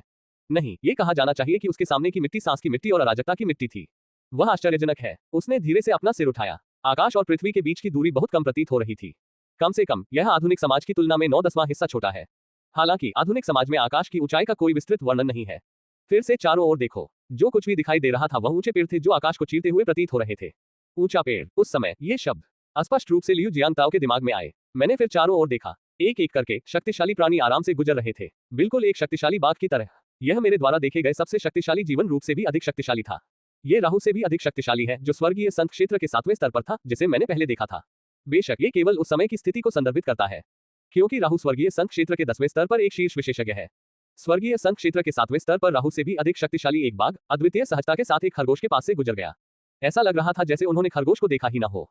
ये सब कुछ बहुत विचित्र लगता है। बेशक इससे भी अधिक अजीब बात यह है कि लियू जियांगताओ को अचानक एहसास हुआ कि खरगोश वहां से गुजरने को तैयार नहीं था, जबकि बाघ वहां से गुजरने वाला था। क्या तुम मुझे नहीं देख सकते, कमीने? भाड़ में जाओ। छोटा खरगोश अचानक उछला और उसने बाघ को जोर से लात मारी, जिससे शक्तिशाली बाघ जमीन पर गिर पड़ा। ये सब करने के बाद छोटे खरगोश ने संतुष्ट होकर सिर हिलाया और अपनी घास खाना जारी रखा। खरगोश द्वारा लात मारे जाने पर बाघ डरकर चला गया। सिस्टम, ये कैसी दुनिया है? मेजबान, यह एक वास्तविक दुनिया है। एक बार यहाँ आ जाने के बाद आप किसी अन्य दुनिया की यात्रा नहीं कर सकते। क्या? लियू जियांगताओ पूरी तरह से स्तब्ध रह गया। क्या चल रहा है? समय यात्रा अब संभव नहीं है से आपका क्या तात्पर्य है? क्या तुम मुझसे कुछ छुपा रहे हो? इससे पहले कि लियू जियांगताओ कुछ पूछ पाते, सिस्टम ने सीधे बोल दिया। होस्ट, वास्तव में ये सिस्टम अभी विश्व नोड नहीं ढूंढ सका, लेकिन यह नोड ही एकमात्र वास्तविक विश्व है जिसके बारे में ये सिस्टम जानता है। इस दुनिया में मेजबान और भी शक्तिशाली हो सकता है। हालांकि इस वजह से आपके इस दुनिया से चले जाने के बाद दुनियाओं के बीच यात्रा करने की मेरी क्षमता पूरी तरह से गायब हो जाएगी। मैं ऐसा नहीं करना चाहता था, लेकिन मेरे पास कोई विकल्प नहीं था। हालांकि सिस्टम अनिच्छुक था, फिर भी मुझे ऐसा करना पड़ा, अन्यथा होस्ट नष्ट हो जाता। ये व्यवस्था पहले ही 9 मेजबानों की मौत का कारण बन चुकी है। आप अंतिम हैं और आप इस व्यवस्था की आशा हैं। इसलिए भले ही इस व्यवस्था को सब कुछ देना पड़े, यह मेजबान को नष्ट नहीं होने दे सकती। यह इस प्रणाली का अंतिम गौरव है। इस बिंदु पर सिस्टम अचानक बंद हो गया। ऐसा लग रहा था जैसे उनका कभी अस्तित्व ही नहीं था। ऐसा लगा जैसे जो कुछ भी हुआ वह सब एक सपना था। सिस्टम, तुम कमीने, यहाँ बाहर आओ। क्या हुआ? जल्दी बाहर आओ, तुम मुझे बहुत परेशान कर रहे हो। यह एक वादा था कि एक निश्चित स्तर पर पहुंचने के बाद मैं तुम्हें स्वतंत्रता दे दूंगा। हम सफलता के इतने करीब थे, आप कैसे? जैसे ही लियू जियांगताओ डर के मारे चिल्लाया, सिस्टम की आवाज फिर से सुनाई दी। हे मेजबान, बात सिर्फ इतनी है कि सिस्टम की समय में यात्रा करने की क्षमता गायब हो गई है, न कि सिस्टम खुद गायब हो गया है। आप क्या सोच रहे हैं? क्या मैं कमतर हूँ? लियू जियांगताओ का जबड़ा सदमे से लगभग खुला रह गया। अरे, मैंने तो सोचा था कि तुम सचमुच मर चुके हो, लेकिन पता चला कि तुमने अपनी कुछ क्षमताएं ही खो दी हैं। ठीक है, अगर हम समय यात्रा नहीं कर सकते तो हम समय यात्रा नहीं कर सकते। भले ही हम अभी समय यात्रा नहीं कर सकते, मुझे लगता है कि यह इसके लायक है। इस बिंदु पर लियू जियांगताओ ने आदिम ऊर्जा से भरी इस दुनिया को देखा और कहा, सिस्टम, चूंकि यह वह अंतिम दुनिया है जहां हम यात्रा करेंगे, तो चलिए विभिन्न पुरस्कारों के साथ एक मिशन जारी करते हैं। मेजबान, इस दुनिया में न तो कोई मिशन है और न ही कोई पुरस्कार। एकमात्र मिशन जीवित रहने का प्रयास करना है और पुरस्कार यह है कि आपको अपना जीवन मिलेगा।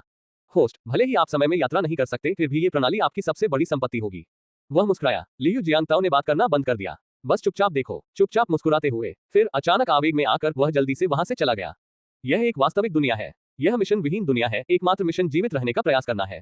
यही वह दुनिया है जो मैं चाहता हूँ। सिस्टम, धन्यवाद। ऐसा कहने के बाद लियू जियांगताओ ने अपनी नजर एक छोटी पहाड़ी पर टिका दी। यह एक छोटी सी पहाड़ी थी। बेशक ऐसा नहीं है कि पहाड़ी वास्तव में छोटी थी, बल्कि ऐसा इसलिए है क्योंकि आसपास के पहाड़ बहुत विशाल हैं। इसीलिए पहाड़ कुछ छोटा दिखाई देता है। जल्द ही लियू जियांगताओ पहाड़ी की ओर दौड़ा। चारों ओर देखने पर पूरी पहाड़ी से शक्तिशाली ऊर्जा उतार चढ़ाव निकलते हुए दिखाई दे रहे थे। यह एहसास काफी जादुई है। सिस्टम, चूंकि तुम कहते हो कि तुम मेरी सबसे बड़ी संपत्ति हो, तो मुझे बताओ, ये कौन सी दुनिया है? ये कौन सी दुनिया है? मेजबान, यह आदिकालीन युग है, पूर्वी पौराणिक कथाओं में एक समय अवधि और दुनिया। जहां तक समय की बात है, फिलहाल इसका पता नहीं लगाया जा सकता, क्योंकि इस क्षेत्र में समय की कोई अवधारणा ही नहीं है। सारा जीवन पूर्ण अराजकता की स्थिति में है, जन्म और मृत्यु के साथ। न जन्म है न मृत्यु, और जन्म और मृत्यु दोनों। इस जगह को चमत्कारों की भूमि के रूप में जाना जाता है। यह हर प्रणाली का जन्म स्थान है, और यह एक ऐसी जगह भी है जहां किसी को भी अपने जीवनकाल में कभी नहीं आना चाहिए। एक बार यहां आने के बाद वह अपनी सबसे महत्वपूर्ण क्षमताओं में से एक खो देगा। यद्यपि मेरा नाम कचरा पुनर्चक्रण प्रणाली है, मेरी सबसे बड़ी क्षमता कभी भी कचरा पुनर्चक्रण करना नहीं रही है, बल्कि समय और अंतरिक्ष के माध्यम से यात्रा करके विभिन्न दुनियाओं में प्रवेश करना है। यह तब तय हो गया था जब मैं सिस्टम बन गया था, और इसे कोई नहीं बदल सकता। तो इस दुनिया को अच्छी तरह से देखो, यही एकमात्र समय है जब तुम यहाँ रहोगे। ठीक है, यह एक बहुत दुखद बयान है। कंधे उचकाते हुए लियू जियांगताओ को एक गुफा मिली और वह अंदर रेंग गया। गुफा में प्रवेश करने पर लियू जियांगताओ एक विशाल शेर को अंदर सोते हुए देखकर आश्चर्यचकित हो गया। हाँ, शेर गुफा में सो रहा है। वह आश्चर्यजनक है। बेशक ये सबसे आश्चर्यजनक बात नहीं है। सबसे आश्चर्यजनक बात तो यह है कि यह शेर अर्धमृत अवस्था में था। अध्याय 2314 वास्तविक दुनिया। क्या जीवन और मृत्यु एक दूसरे के पूरक है? यह देखकर लियू जियांगताओ के चेहरे पर भय छा गया। यह सचमुच एक अद्भुत दुनिया है। जीवन और मृत्यु स्वाभाविक रूप से विपरीत है, लेकिन अब यह शेर शांतिपूर्ण सह अस्तित्व की स्थिति प्रदर्शित कर रहा है। मेजबान, घबराए नहीं। इस दुनिया में न तो समय है, न ही दिशा, और जो कुछ भी आप जानते हैं वह शायद यहाँ मौजूद नहीं है। यहाँ तो कुछ नहीं, दिशा। ये सोचते हुए लियू जियांगताओ ने अवचेतन रूप से बाईं ओर एक कदम बढ़ाया। ये सही है, शरीर बाईं ओर मुड़ा हुआ है। हालांकि इससे पहले कि लियू जियांगताओ कुछ बोल पाते, उनका शरीर, जो पहले बाईं ओर बढ़ रहा था, अचानक बाईं ओर आधा जाने के बाद कई कदम आगे बढ़ गया। इसके अलावा जब लियू जियांगताओ बोलते थे तो मुझे हमेशा ऐसा लगता था कि वह जो कह रहे हैं वह बहुत परिचित है, मानो उन्होंने पहले भी यह कहा हो। दुर्भाग्य से लियू जियांगताओ को यकीन था कि उसने गलत झूठ नहीं बोला था। मैं अभी इस दुनिया में आया हूँ। व्यवस्था, ये दुनिया। लियू जियांगताओ ने व्यंग्य भरी मुस्कान दी। ये दुनिया सचमुच अजीब है। उसी समय लियू जियांगताओ ने शेर को खड़ा देखा। फिर वह धीरे धीरे अपनी ओर चला और हवा में उछलने लगा। उसी क्षण लियू जियांगताओ को अपनी रीढ़ में ठंडक महसूस हुई, मानो कोई बड़ा खतरा उस पर आने वाला हो। बिना किसी हिचकिचाहट के लियू जियांगताओ ने तुरंत विश्व ब्लेड को अपने सामने आने के लिए बुलाया। अगले ही पल दरार, लियू जियांगताओ के हाथ में विश्व ब्लेड थोड़ा कांप रहा था। तभी शेर के दांत गिर गए। ये देखकर लियू जियांगताओ को कैसे पता नहीं चला कि शेर ने उस पर हमला किया था। यद्यपि ऐसा प्रतीत होता है कि शेर हवा में हमला कर रहा है, परंतु वास्तव में वह स्वयं को ही नुकसान पहुंचा रहा है। इस दुनिया के नियम सचमुच अराजक हैं। हालांकि अगर ऐसा है तो ये सचमुच अजीब बात है। गहरी सांस लेते हुए लियू जियांगताओ ने धीरे से अपनी आंखें बंद कर ली। जैसे ही उसने अपनी आंखें बंद की, लियू जियांगताओ को पता चला कि वह अभी भी अपने आसपास की हर चीज को स्पष्ट रूप से देख सकता है। आंखें बंद करके लियू जियांगताओ ने अपनी चुनी हुई आंख का इस्तेमाल किया। उस क्षण वह समझ गया कि जो उसने देखा वह न केवल मूल दृश्य था, बल्कि घटनाओं को नियंत्रित करने वाले नियम भी थे। पहले वाले शेर की तरह उस पर हमला करने के नियम उसके ठीक बगल में हैं, जबकि शेर को मारने के नियम उसके दाहिनी ओर 1 मीटर की दूरी पर है। बिना किसी हिचकिचाहट के लियू जियांगताओ ने अपनी तलवार को घुमाया और अपने दाहिने सामने 1 मीटर की दूरी पर एक स्थान पर वार किया। फफ मांस में तेज धारदार चाकू घुसने की आवाज के साथ शेर जमीन पर गिर पड़ा। धीरे धीरे अपनी आंखें खोले। शेर पहले ही मर चुका था। उसके शरीर की जीवन ऊर्जा लुप्त हो गई है। हालांकि शेर उसी स्थान पर खड़ा रहा। ये सही है, अभी भी खड़ा है। लियू जियांगताओ को यकीन था कि शेर अभी अभी जमीन पर गिरा है। उसने शेर के जमीन पर गिरने की आवाज भी सुनी। मेजबान, इसकी चिंता मत करो। तुम्हें पता होना चाहिए कि यह एक वास्तविक दुनिया है। चीजों का असली और नकली होना, भूत प्रेतों का चालाक होना और अच्छाई बुराई में फर्क न होना सामान्य बात है। यह उन भ्रामक दुनियाओं जैसा नहीं है जिनका तुमने अनुभव किया है, जिनमें तुम यात्रा कर सकते हो। हालांकि वहां साजिशें और लड़ाई झगड़े होते हैं, लेकिन इस वास्तविक दुनिया की तुलना में वह समय बहुत सरल है। क्या मैं बहुत भोला हूँ? लियू जियांगताओ के चेहरे पर एक शांत मुस्कान थी, मानो उसे सचमुच ये दुनिया पसंद हो। मुझे इस दुनिया से बहुत नफरत है। ये देखकर भी सिस्टम चुप रहा। ऐसा लगता है कि लियू जियांगताओ पहले से ही इस दुनिया से प्रभावित होना शुरू हो गया है। मेजबान, इस शेर को अपनी आंतरिक दुनिया में ले जाओ और बाहरी दुनिया से इसका कारण कार्य संबंध तोड़ दो। इस तरह शेर अपनी मूल प्रकृति में लौट आएगा। क्या ऐसा है? लियू जियांगताओ ने फिर से अपनी आंखें बंद की और शेर को देखा। और अब वे नियम जो शेर को आंतरिक दुनिया में खींचने की अनुमति देते हैं, वास्तव में शेर से 10 मीटर पीछे स्थित हैं। अपने हाथ की एक लहर के साथ लियू जियांगताओ सीधे शेर को अपनी आंतरिक दुनिया में ले गया। जैसे ही उसने ये सब करना समाप्त किया, लियू जियांगताओ भी आंतरिक दुनिया में प्रवेश कर गया।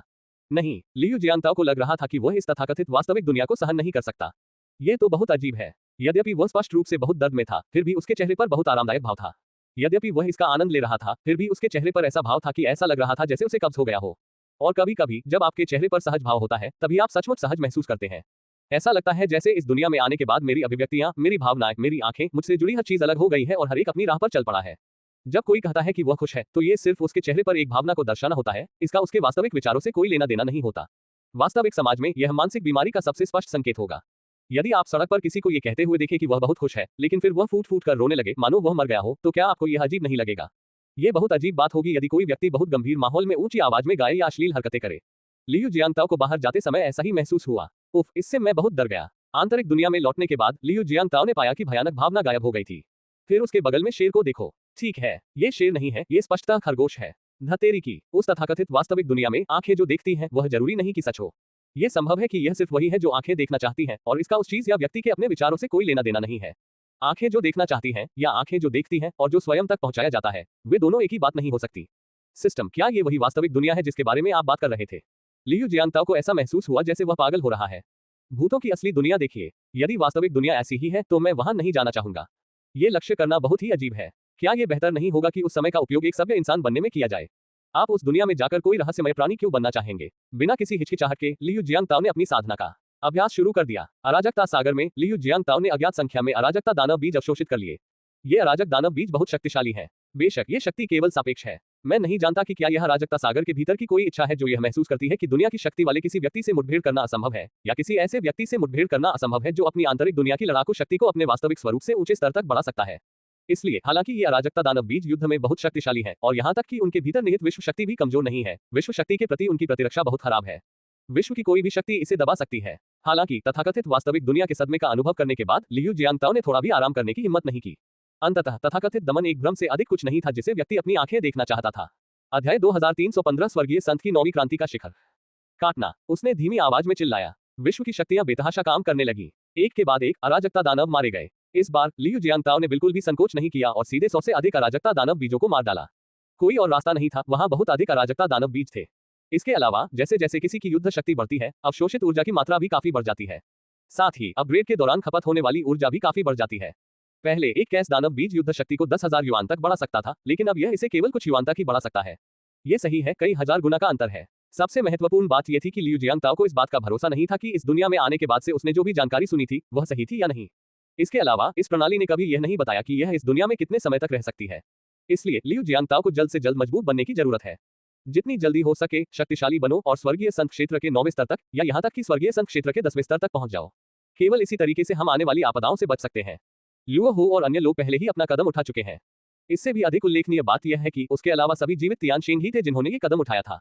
लियू जियांगताओ को उन लोगों के चेहरे के भाव स्पष्ट रूप से याद हैं जब उन्हें अराजकता के सागर में फेंक दिया गया था। ये राहत थी, ये शांति थी, ये खुशी थी, यह एक प्रकार की आदतन सुन्नता थी। स्पष्टतः इन लोगों ने इस तरह की हरकतें कई बार की हैं। उस समय लियू जियांगताओ को ये बात समझ में आ गई। संक्षेप में कहें तो सब कुछ नकली और अविश्वसनीय है। केवल मजबूत बनकर ही सब कुछ हासिल किया जा सकता है। पहाड़ टूट सकते हैं, नदियां बह सकती हैं, केवल अपने आप पर भरोसा करके ही आप चलते रह सकते हैं। बूम बूम, भूकंप के साथ झटके भी आए। लियू जियांगताओ से एक शक्तिशाली आभा निकली। एक सफलता हासिल हुई है। 8वां स्वर्गीय संत। इस बीच आंतरिक दुनिया के लोग भी टूट पड़े। हर बार जब लियू जियांगताओ कोई सफलता हासिल करता है तो उसकी आंतरिक दुनिया में जीवन की ऊपरी सीमा भी बढ़ जाती है। ऊपरी सीमा बढ़ने से आंतरिक दुनिया में हर किसी के लिए आगे बढ़ना आसान हो जाएगा। स्वर्गीय संत के 8वें परिवर्तन के बाद लियू जियांगताओ ने धीरे धीरे अपनी आंखें खोली। आइए अराजकता दानव बीज के अगले बैच पर नजर डालें। काटना। धीमी आवाज में चिल्लाते हुए उसने अपनी तलवार से वार किया। अराजकता दानव बीज एक बार फिर मारा गया। इस बार लियू जियांगताओ को एक बार फिर सफलता की सांस महसूस हुई। उनकी आंतरिक विश्व युद्ध शक्ति स्वर्गीय संत क्षेत्र के 9वें स्तर तक पहुंच गई। हालांकि ऐसा लगता है कि आंतरिक दुनिया की लड़ाकू शक्ति को दुनिया ने कभी मान्यता नहीं दी है। इसे बिल्कुल भी प्रदर्शित नहीं किया जा सकता। इसके अलावा बहुत से लोग अपनी आंतरिक दुनिया को विकसित भी नहीं करते। वे आंतरिक दुनिया को केवल एक भंडारण स्थान के रूप में मानते थे। इसके बाद लियू जियांगताओ ने अपना गहन प्रशिक्षण शुरू किया। अराजकता दानव बीज का एक बैच, अराजकता दानव बीज के 2 बैच, अराजकता दानव बीज के 3 बैच। 100 साल, 200 साल, 300 साल, 100,000 युआन, 200,000 युआन, 300,000 युआन। जैसे जैसे समय बीतता गया अराजकता के बीजों की संख्या कम होती गई। एक समय ऐसा आया जब लियू जियांगताओ की लड़ाकू शक्ति एक बार फिर बढ़ गई। उसी क्षण उसकी साधना का स्तर बढ़ गया। उनकी साधना का स्तर स्वर्गीय संत क्षेत्र के 9वें चरण तक पहुंच गया। स्वर्गीय संत 9 क्रांतियों ने उनकी कुल युद्ध शक्ति को 9 मिलियन तक पहुंचा दिया है। अभी भी काफी अराजकता दानव बीज बचे हुए हैं। हालांकि लियू जियांगताओ को यह महसूस हो रहा था कि यह अराजकता दानव बीज उसके लिए युद्ध शक्ति में स्वर्गीय संत 10वीं क्रांति को तोड़ना मुश्किल बना देंगे। ये पिछले स्तर से अलग है। स्वर्गीय संत की 9 क्रांतियों के बाद स्वर्गीय संत की 10 क्रांतियां भी हैं। हालांकि चाहे वह स्वर्गीय संत का 9वां या 10वां स्तर हो, वे सभी एक अवसर की प्रतीक्षा में हैं। एक बार वह अवसर आ जाए तो वे अगले स्तर तक पहुंच सकते हैं। अगर उन्हें वह अवसर नहीं मिलता तो वे बस प्रतीक्षा ही कर सकते हैं। शायद स्वर्गीय संत 9 क्रांतियां स्वर्गीय संत 10 क्रांतियां बन जाएंगी। आखिरकार स्वर्गीय संत 10वीं क्रांति स्वर्गीय संत 9वीं क्रांति से अधिक शक्तिशाली है। जैसे जैसे समय बीतता गया लियू जियांगताओ की आंतरिक दुनिया एक बार फिर खुल गई।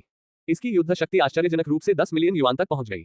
स्वर्गीय संत का 10वां चक्र। आंतरिक दुनिया में उनकी युद्ध शक्ति स्वर्गीय संत क्षेत्र के 10वें स्तर तक पहुंच गई। लियू जियांगताओ की आंतरिक दुनिया की लड़ाकू शक्ति स्वर्गीय संत क्षेत्र के 10वें स्तर तक पहुंचने के बाद उन्होंने पाया कि हालांकि आंतरिक दुनिया अभी भी दुनिया की शक्ति को अवशोषित कर सकती है और यहां तक कि दुनिया की शक्ति को संपीड़ित और संग्रहित भी कर सकती है, आंतरिक दुनिया के दायरे में एक अंश से भी सुधार नहीं किया जा सकता है। यह देखकर लियू जियांगताओ को पता चल गया कि उसकी आंतरिक दुनिया अपनी सीमा तक पहुंच गई है। मुझे आश्चर्य है कि क्या राहु जैसे लोग अपनी आंतरिक दुनिया को विकसित नहीं कर पाते। इसका कारण यह है कि उनकी आंतरिक दुनिया की ऊपरी सीमा केवल इतनी ही है। हालांकि चाहे कुछ भी हो, उसे बस अपना सर्वश्रेष्ठ प्रदर्शन करना है। स्वर्गीय संत के 9 क्रांतियों का प्रारंभिक चरण, स्वर्गीय संत के 9 क्रांतियों का मध्य चरण, स्वर्गीय संत के 9 क्रांतियों का अंतिम चरण, स्वर्गीय संत के 9 क्रांतियों का दाइफैंग। जब लियू जियांगताओ ने अराजकता दानव बीजों के अंतिम बैच को अवशोषित करना समाप्त कर दिया तो उनकी कुल युद्ध शक्ति आश्चर्यजनक रूप से 9.99 मिलियन तक पहुंच गई। स्वर्गीय संत क्षेत्र के 9वें स्तर का शिखर। वह किसी भी समय स्वर्गीय संत 10वें रैंक तक पहुंच सकता था।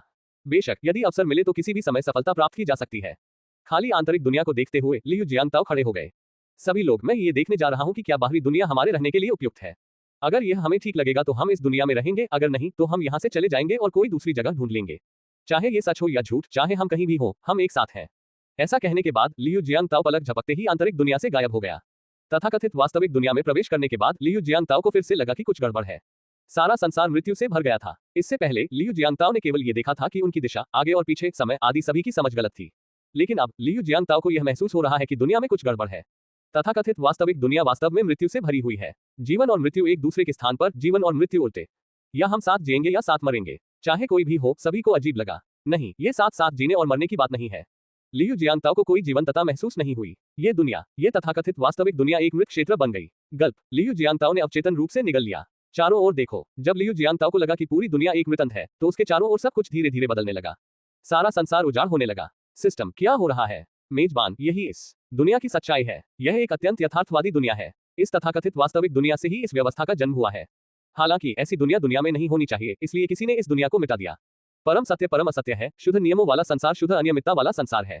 इस संसार में कुछ भी निरपेक्ष नहीं है, फिर भी इस संसार में सब कुछ निरपेक्ष है। सत्य और असत्य एक दूसरे से गुथे हुए हैं और इन सब का अस्तित्व होना चाहिए। हालांकि इस संसार ने हर चीज को वैज्ञानिक और तर्कसंगत बना दिया है, जिससे एक विचित्र संसार का निर्माण हुआ है। यह एक ऐसी दुनिया है जहां सब कुछ सापेक्ष है, फिर भी केवल वास्तविकता है और कोई स्वप्न नहीं है। पूर्ण वास्तविकता के बाद पूर्ण स्वप्नों का शून्यता आता है। मेजबान, क्या आप समझ गए? अध्याय 2316 बहुत समय से नहीं मिले। स्पष्ट, मुझे कुछ भी समझ नहीं आ रहा है। जो लोग दूसरों का दर्द नहीं समझते, उन्हें दूसरों को दयालु होने की सलाह नहीं देनी चाहिए। यह मनुष्य के लिए सबसे बुनियादी नैतिकता है। लियू जियांगताओ आमतौर पर दूसरों को दयालु होने की सलाह नहीं देते, कुछ लोगों को माफ करने की तो बात ही छोड़ दें। ठीक उसी तरह जैसे उस समय लियू जियांगताओ ने नानजिंग में उन नायकों के वंशजों को, छोटे कुत्ते प्लास्टर देश के प्रति अपनी नफरत छोड़ने की सलाह नहीं दी होगी। बाद की पीढ़ियां अपने पूर्वजों की ओर से आक्रमणकारियों को माफ करने के योग्य नहीं है। यदि लियू जियांगताओ को क्षमा चाहिए या अपने पूर्वजों की ओर से अपने दुश्मनों को क्षमा करना है तो उसके पास इन लोगों को अपने पूर्वजों से मिलने के लिए भेजने के अलावा कोई विकल्प नहीं है। केवल तभी जब हमारे पूर्वज व्यक्तिगत रूप से क्षमा शब्द का उच्चारण करते हैं उसे क्षमा कहा जा सकता है। यदि हमारे पूर्ववर्ती लोग नहीं बोलेंगे तो अन्य लोग जो भी कहेंगे वह केवल खोखली बातें होंगी। ये लियू जियांगताओ की दृढ़ता है। प्रत्यक्ष अनुभव के बिना किसी को दूसरों को उदार होने की सलाह नहीं देनी चाहिए। सिस्टम व्यक्तिगत विशेषताएं देखें। होस्ट की जानकारी इस प्रकार है। नाम लियू जियांगताओ चुना हुआ व्यक्ति। लिंग पुरुष। स्तर स्वर्गीय संत 9वीं रैंक। शीर्षक वापसी के मार्ग का मार्गदर्शक। पद विश्व नंबर 9 का मालिक। सिस्टम ऊर्जा भंडारण 0 बिंदु। शारीरिक लड़ाकू शक्ति 9.99 मिलियन युआन। शारीरिक सुरक्षा 9.99 मिलियन युआन। गोल्डन कोर लड़ाकू शक्ति 9.99 मिलियन युआन। गोल्डन कोर रक्षात्मक शक्ति 9,990,000 युआन। दिव्य आत्मा युद्ध शक्ति 9.99 मिलियन युआन। आत्मा रक्षा 9.99 मिलियन युआन। आंतरिक विश्व युद्ध शक्ति 10 मिलियन युआन। रास्ता पूर्ण अराजकता इच्छा करने का रास्ता एक बार। वह दुनिया जो उसके पास है एक अंतहीन दुनिया। जीवन काल 100 अरब वर्ष। आंतरिक दुनिया 10 अरब किलोमीटर। क्षमता तकनीक सम्मेलन साधना तकनीकें अंतहीन प्राचीन शास्त्र खंड 4 दानव तलवार पूर्ण अंतहीन क्लोन तकनीकें पूर्ण बुद्ध की हथेली पूर्ण शरीर को संयमित करने वाला शास्त्र पूर्ण चुने हुए की आंख पूर्ण व्यक्तिगत वस्तु विश्व तलवार स्तर 6 अजयता समय तारांकन 1 घंटा। अधीनस्थ प्राणी मनुष्य उद्धरण चिन्ह अच्छी तरह से पर्याप्त। मैं नहीं जानता कि मेरा दाव पहले से ही पूर्ण अराजकता की स्थिति तक क्यों पहुंच गया है और जब अराजकता पूर्ण हो गई तो कामना का मार्ग जो एक बार लुप्त हो गया था पुनः प्रकट हो गया। हालांकि आप इसका उपयोग केवल एक बार ही कर सकते हैं। खुद को शांत करने के बाद लियू जियांगताओ ने अपनी आंखें थोड़ी बंद कर ली। सिस्टम वापस जाओ। बेहतर होगा कि तुम इस दुनिया में फिर कभी ना आओ। हाँ मेजबान। जिस क्षण आवाज गिरी लियू जियांगताओ के सामने दूसरे आयाम का द्वार प्रकट हो गया। अपने पैर की एक तेज गति के साथ लियू जियांगताओ अपने स्थान से गायब हो गया। जिस क्षण लियू जियांगताओ गायब हुआ उसके साथ पूरी दुनिया भी गायब हो गई। एक एक करके वस्तुएं और जीव गायब हो गए। तभी उस स्थान पर सुनहरी रोशनी बिखेरता एक बंदर प्रकट हुआ। मुझे सचमुच नहीं पता कि उस बुरे आदमी ने उस बच्चे के अनुभव के लिए यह अजीब दुनिया क्यों बनाई। मुझे समझ नहीं आ रहा है। ये सही है ये बंदर कोई और नहीं बल्कि बंदर राजा है। जब बंदर राजा ने सब कुछ हटा दिया तो उसने आखिरी बार खाली जगह पर नजर डाली और सिहर उठा। ये बहुत दर्दनाक है। यद्यपि यह केवल क्षण भर के लिए था परंतु बंदर राजा इसे और सहन नहीं कर सका। इससे बचने का कोई रास्ता नहीं है। ये तथाकथित वास्तविक दुनिया बहुत विचित्र है। यह इतना भयानक है मानो यह वास्तविक दुनिया हो। जी हाँ यह अविश्वसनीय रूप से यथार्थवादी दुनिया अविश्वसनीय रूप से अवास्तविक लगती है। हालांकि ये दुनिया अभी भी ताओ की साधना में बहुत शक्तिशाली है। हर सांस अरबों वर्षों की साधना के समान लगती है। मैं बूढ़ा सूर्य उस समय इस बाधा को क्यों नहीं तोड़ पाया। सचमुच मन ही मन बुदबुदाता हुआ बंदर राजा वहां से गायब हो गया। जब वह चला गया तो बंदर राजा की आवाज सुनाई दी। लगातार लगे रहो दोस्त। वह बूढ़ा आदमी शायद ज्यादा देर तक टिक न पाए। अगर तुम जल्दी ही मजबूत नहीं हुए तो वह बूढ़ा आदमी सचमुच अशांत समुद्र में राहु अविश्वास से ये सब देख रहा था। उसकी मृत्यु हो गई। वे सब मर चुके हैं। उस समय वे सभी लोग जो उसके साथ स्वर्गीय संत उद्यान में प्रवेश कर गए थे और अराजकता क्लेश में जीवित रहने के लिए खामियों का फायदा उठाने का निर्णय लिया था वे सभी अराजकता में नष्ट हो गए। चारों ओर अंतहीन अराजकता छा गई। यहाँ तक कि राहु जो इतना शक्तिशाली था कि स्वर्गीय संत क्षेत्र के 10वें स्तर तक पहुंच सकता था अपने चारों ओर विशाल समुद्र को देखता रह गया। ऐसा क्यों हो रहा है। क्या हम इस बात पर सहमत नहीं थे कि यदि हम आपको बलिदान देंगे तो आप हमें अनिश्चित काल तक जीवित रहने देंगे। क्या हम इस बात पर सहमत नहीं थे कि आप हमारे तियानशेन गार्डन को नष्ट नहीं करेंगे। ऐसा क्यों हुआ। राहु ने दहाड़ लगाई। हालांकि वहां चारों ओर उफनते समुद्र के अलावा कुछ भी नहीं था। अभी अभी क्रोध में आकर राहु ने जितने भी अराजकता दानव बीज देखे उन्हें चकनाचूर कर दिया। लेकिन ये तो बस बात को तोड़ने जैसा था। अब आसपास के अराजकता दानव बीज अराजकता सागर में गायब हो गए हैं क्योंकि अब अराजकता बीज का उपयोग करने की कोई आवश्यकता नहीं है। अकेले समुद्र का पानी अराजकता सागर का शुद्ध समुद्री पानी राहु को डुबाने के लिए पर्याप्त होगा। हरामजादो कमीनों तुम में कोई खेल भावना नहीं है। लुओ हो निधारते हुए अपने शरीर से ऊर्जा का एक शक्तिशाली विस्फोट निकाला। वह धीरे से घुमा और अपने पीछे तियानशेन गार्डन को देखा जो डूबने ही वाला था। वहां लगभग सभी पत्थर के घर घास से ढके हुए थे। केवल 2 हैं। सिर्फ 2 अपने पत्थर के घर के अलावा क्या कोई और तियानशेन जीवित है। ये वही युवक है। वह युवक जिसे उन्होंने त्याग दिया था। क्या वह अभी भी जिंदा है। जैसे ही लुओ हो सदमे में था लियू जियांगताओ की आकृति अचानक उसके सामने प्रकट हुई। बहुत दिनों बाद मिले राहु। जैसे ही वह बोल रहा था लियू जियांगताओ ने लुओ हो की ओर देखा। इस बार लियू जियांगताओ लुओ हो की जानकारी देखने में सक्षम था।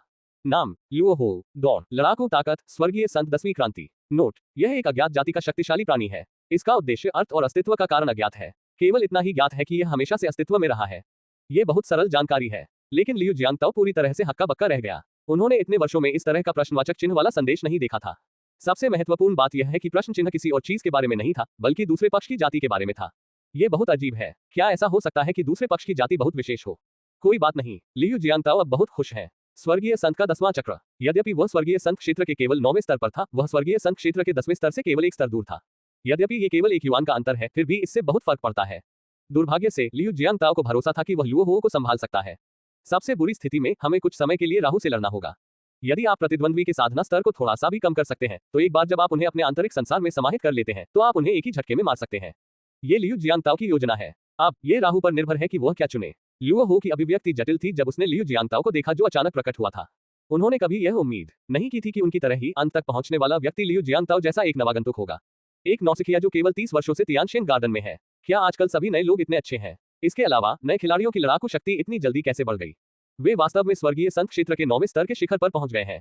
अध्याय 2317 वापसी का रास्ता नहीं, मार्गदर्शक। बूम, जब राहु अभी भी सदमे में था तभी एक विशाल बाढ़ आ गई। लुओ हो और लियू जियांगताओ एक ही समय में घूमे और फिर एक साथ हथेली से वार किया। बूम, साथ में हथेली का प्रहार भी। लहरें जो अभी अभी टकराई थीं, वापस नीचे आ गईं। उसी समय लियू जियांगताओ ने भी तियानशेन गार्डन की ओर देखा। विशाल समुद्र के अलावा वहां केवल 2 पत्थर के घर बचे थे। लियू जियांगताओ ने इसे पहले कभी नहीं देखा था, हालांकि अब ये बिल्कुल स्पष्ट हो गया है। वह कौन सा पत्थर का घर है? आप जहां भी हो वहीं आपका बंधन है। नहीं, पत्थर के घर को एक बंधन के रूप में लेकर तियानशेन गार्डन तियानशेन बन जाता है। वे तियानशेन गार्डन में जीवित रहने में सक्षम रहे। कुछ हद तक तियानशेन गार्डन तियानशेन का स्वर्ग है जहां उसने सोचा था कि वह जीवित रह सकता है। हालांकि एक अन्य मामले में तियानशेन गार्डन एक समाधि स्थल है। इसमें आगे की प्रगति की आशा छिपी हुई है। ये सही है, तियानशेन के लिए आगे बढ़ने का मौका तियानशेन गार्डन से अपने संबंध तोड़ने के अलावा और कुछ नहीं था। इन संबंधों के बिना वह दूर देशों की यात्रा पर निकल सकता था, बिल्कुल एक नाव की तरह। दूर तक जाने के लिए व्यक्ति को रस्सियों की बेड़ियों को तोड़ना होगा और उसके बाद ही वह जा सकता है, अन्यथा वे केवल पानी के किनारे पर ही तैर सकेंगे। ऐसा जहाज कभी ज्यादा दूर तक नहीं जा सकता। सिस्टम, धन्यवाद। नहीं मेजबान, यह मेरी उपलब्धि नहीं है, यह आपकी अपनी उपलब्धि है, या यूं कहें कि इस समय उस वास्तविक दुनिया की उपलब्धि है। किंवदंती है कि जब तक आप परम वास्तविक दुनिया में प्रवेश कर चुके हैं, आप सभी भ्रमों को देख सकते हैं, सभी छद्मों को देख सकते हैं और चीजों का सार देख सकते हैं। क्या ये वास्तविक दुनिया है? लियू जियांगताओ सिहर उठे। ये सचमुच दर्दनाक है। हालांकि वह जानता था कि वह दुनिया असली दुनिया है, फिर भी लियू जियांगताओ कांपने से खुद को नहीं रोक सका। सिस्टम, कृपया अब उस दुनिया का जिक्र मत करो। मैं अब और बर्दाश्त नहीं कर सकता। मेजबान, आप यहाँ बहुत कम समय से हैं। मैं उस दुनिया में बहुत लंबे समय से रह रहा हूँ। सिस्टम, बहुत बढ़िया। अंगूठा दिखाने के बाद लियू जियांगताओ ने धीरे से अपना हाथ बढ़ाया। अचानक उसके हाथ में ऊर्जा का एक उभार प्रकट हुआ। उसी समय लुओ हो सीधे लियू जियांगताओ और पत्थर के घर के बीच दिखाई दिया। मुझे पता था तुम गद्दार हो। अब सिर्फ हम दोनों ही हैं, तो तुम्हें अब छिपने की जरूरत नहीं है ना? आप तियानशेन गार्डन में अंतिम 2 पत्थर के घरों को नष्ट करना चाहते हैं और फिर अराजकता के अंतहीन समुद्र को पूरे तियानशेन गार्डन में बाढ़ आने देना चाहते हैं, है ना? लियू जियांगताओ, अरे तुमने ऐसा क्यों किया? राहु ने दहाड़ लगाई। वह समझ नहीं पा रहा था कि लियू जियांगताओ ने कैस सागर की मदद करने का फैसला क्यों किया। पागल लुओ हो को देखकर लियू जियांगताओ पूरी तरह से हतप्रभ रह गया। क्या चल रहा है? मैं कैस सागर की मदद कैसे कर पाया? और तुम यहाँ क्या कर रहे हो? इससे प्रभावित होकर लाओ तजू ने पत्थर के घर को तोड़ दिया। जब वह इस पर विचार कर रहा था, लियू जियांगताओ ने लुओ हो के पीछे पत्थर के घर पर नजर डाली। उसी क्षण राहु को भी एहसास हो गया कि क्या हो रहा है। अब यहाँ 2 पत्थर के घर हैं। जहां तक लियू जियांगताओ का सवाल है, उन्हें केवल एक को तोड़ने की जरूरत है। ये सही है, यदि आप सिर्फ एक को तोड़ते हैं तो। ये सोचते हुए लुओ हो के दिमाग में अचानक एक बहुत ही अजीब संभावना प्रकट हुई।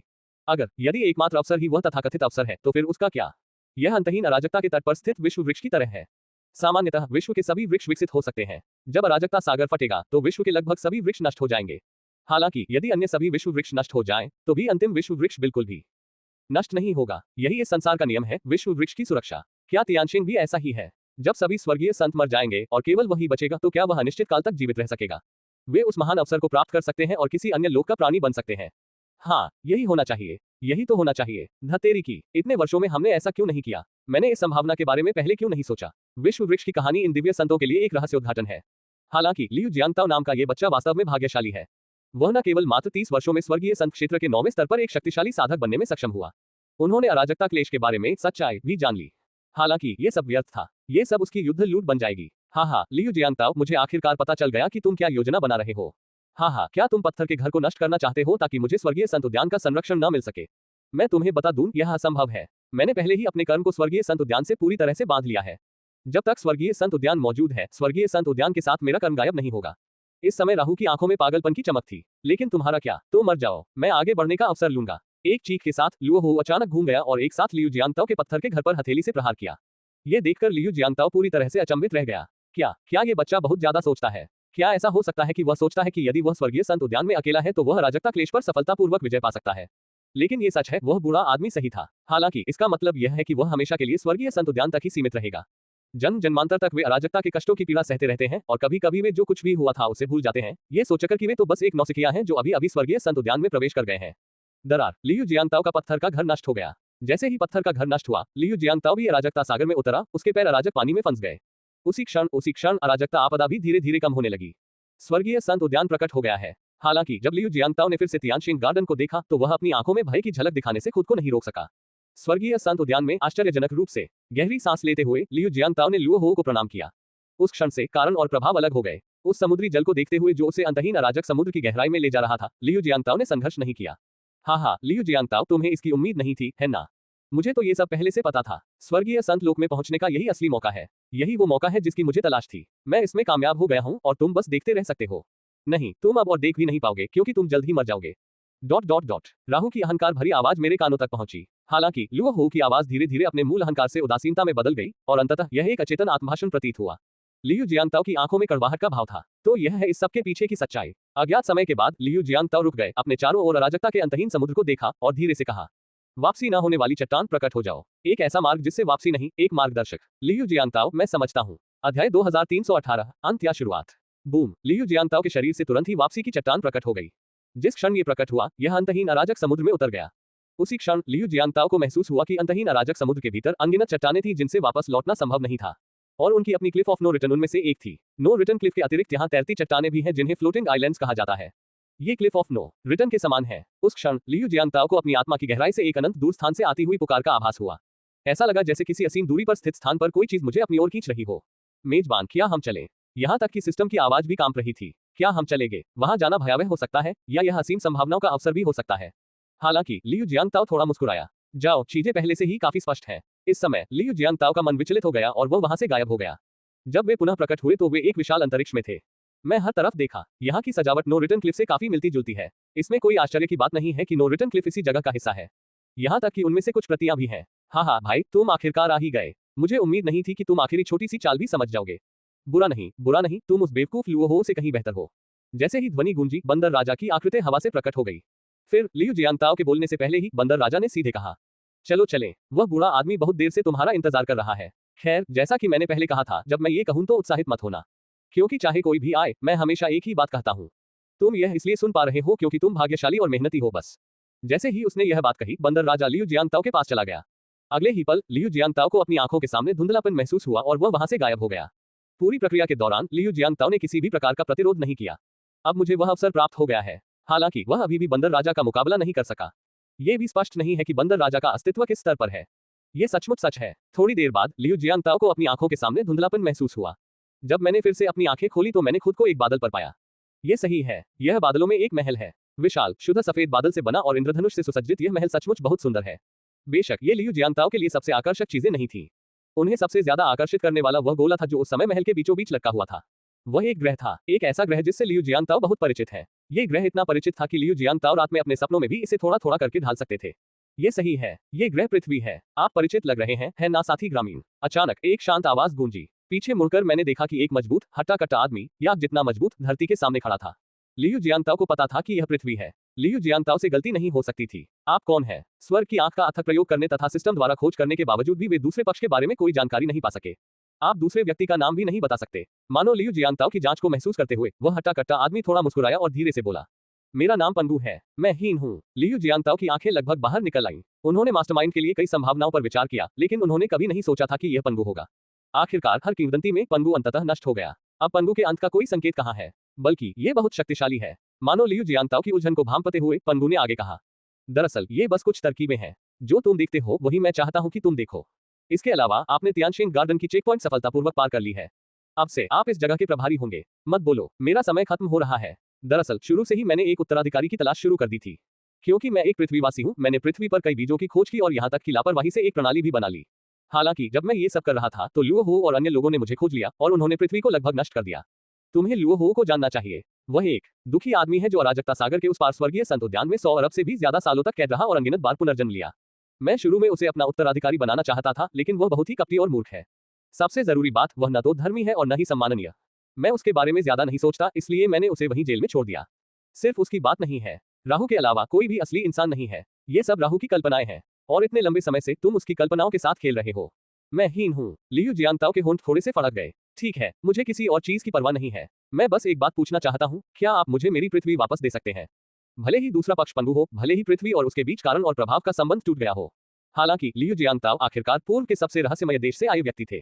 मैं अब भी पुराने समय को संजोकर रखता हूँ। नहीं, जो आप देख रहे हैं वो मेरी पृथ्वी है, मेरे समय की पृथ्वी है और आपकी पृथ्वी है।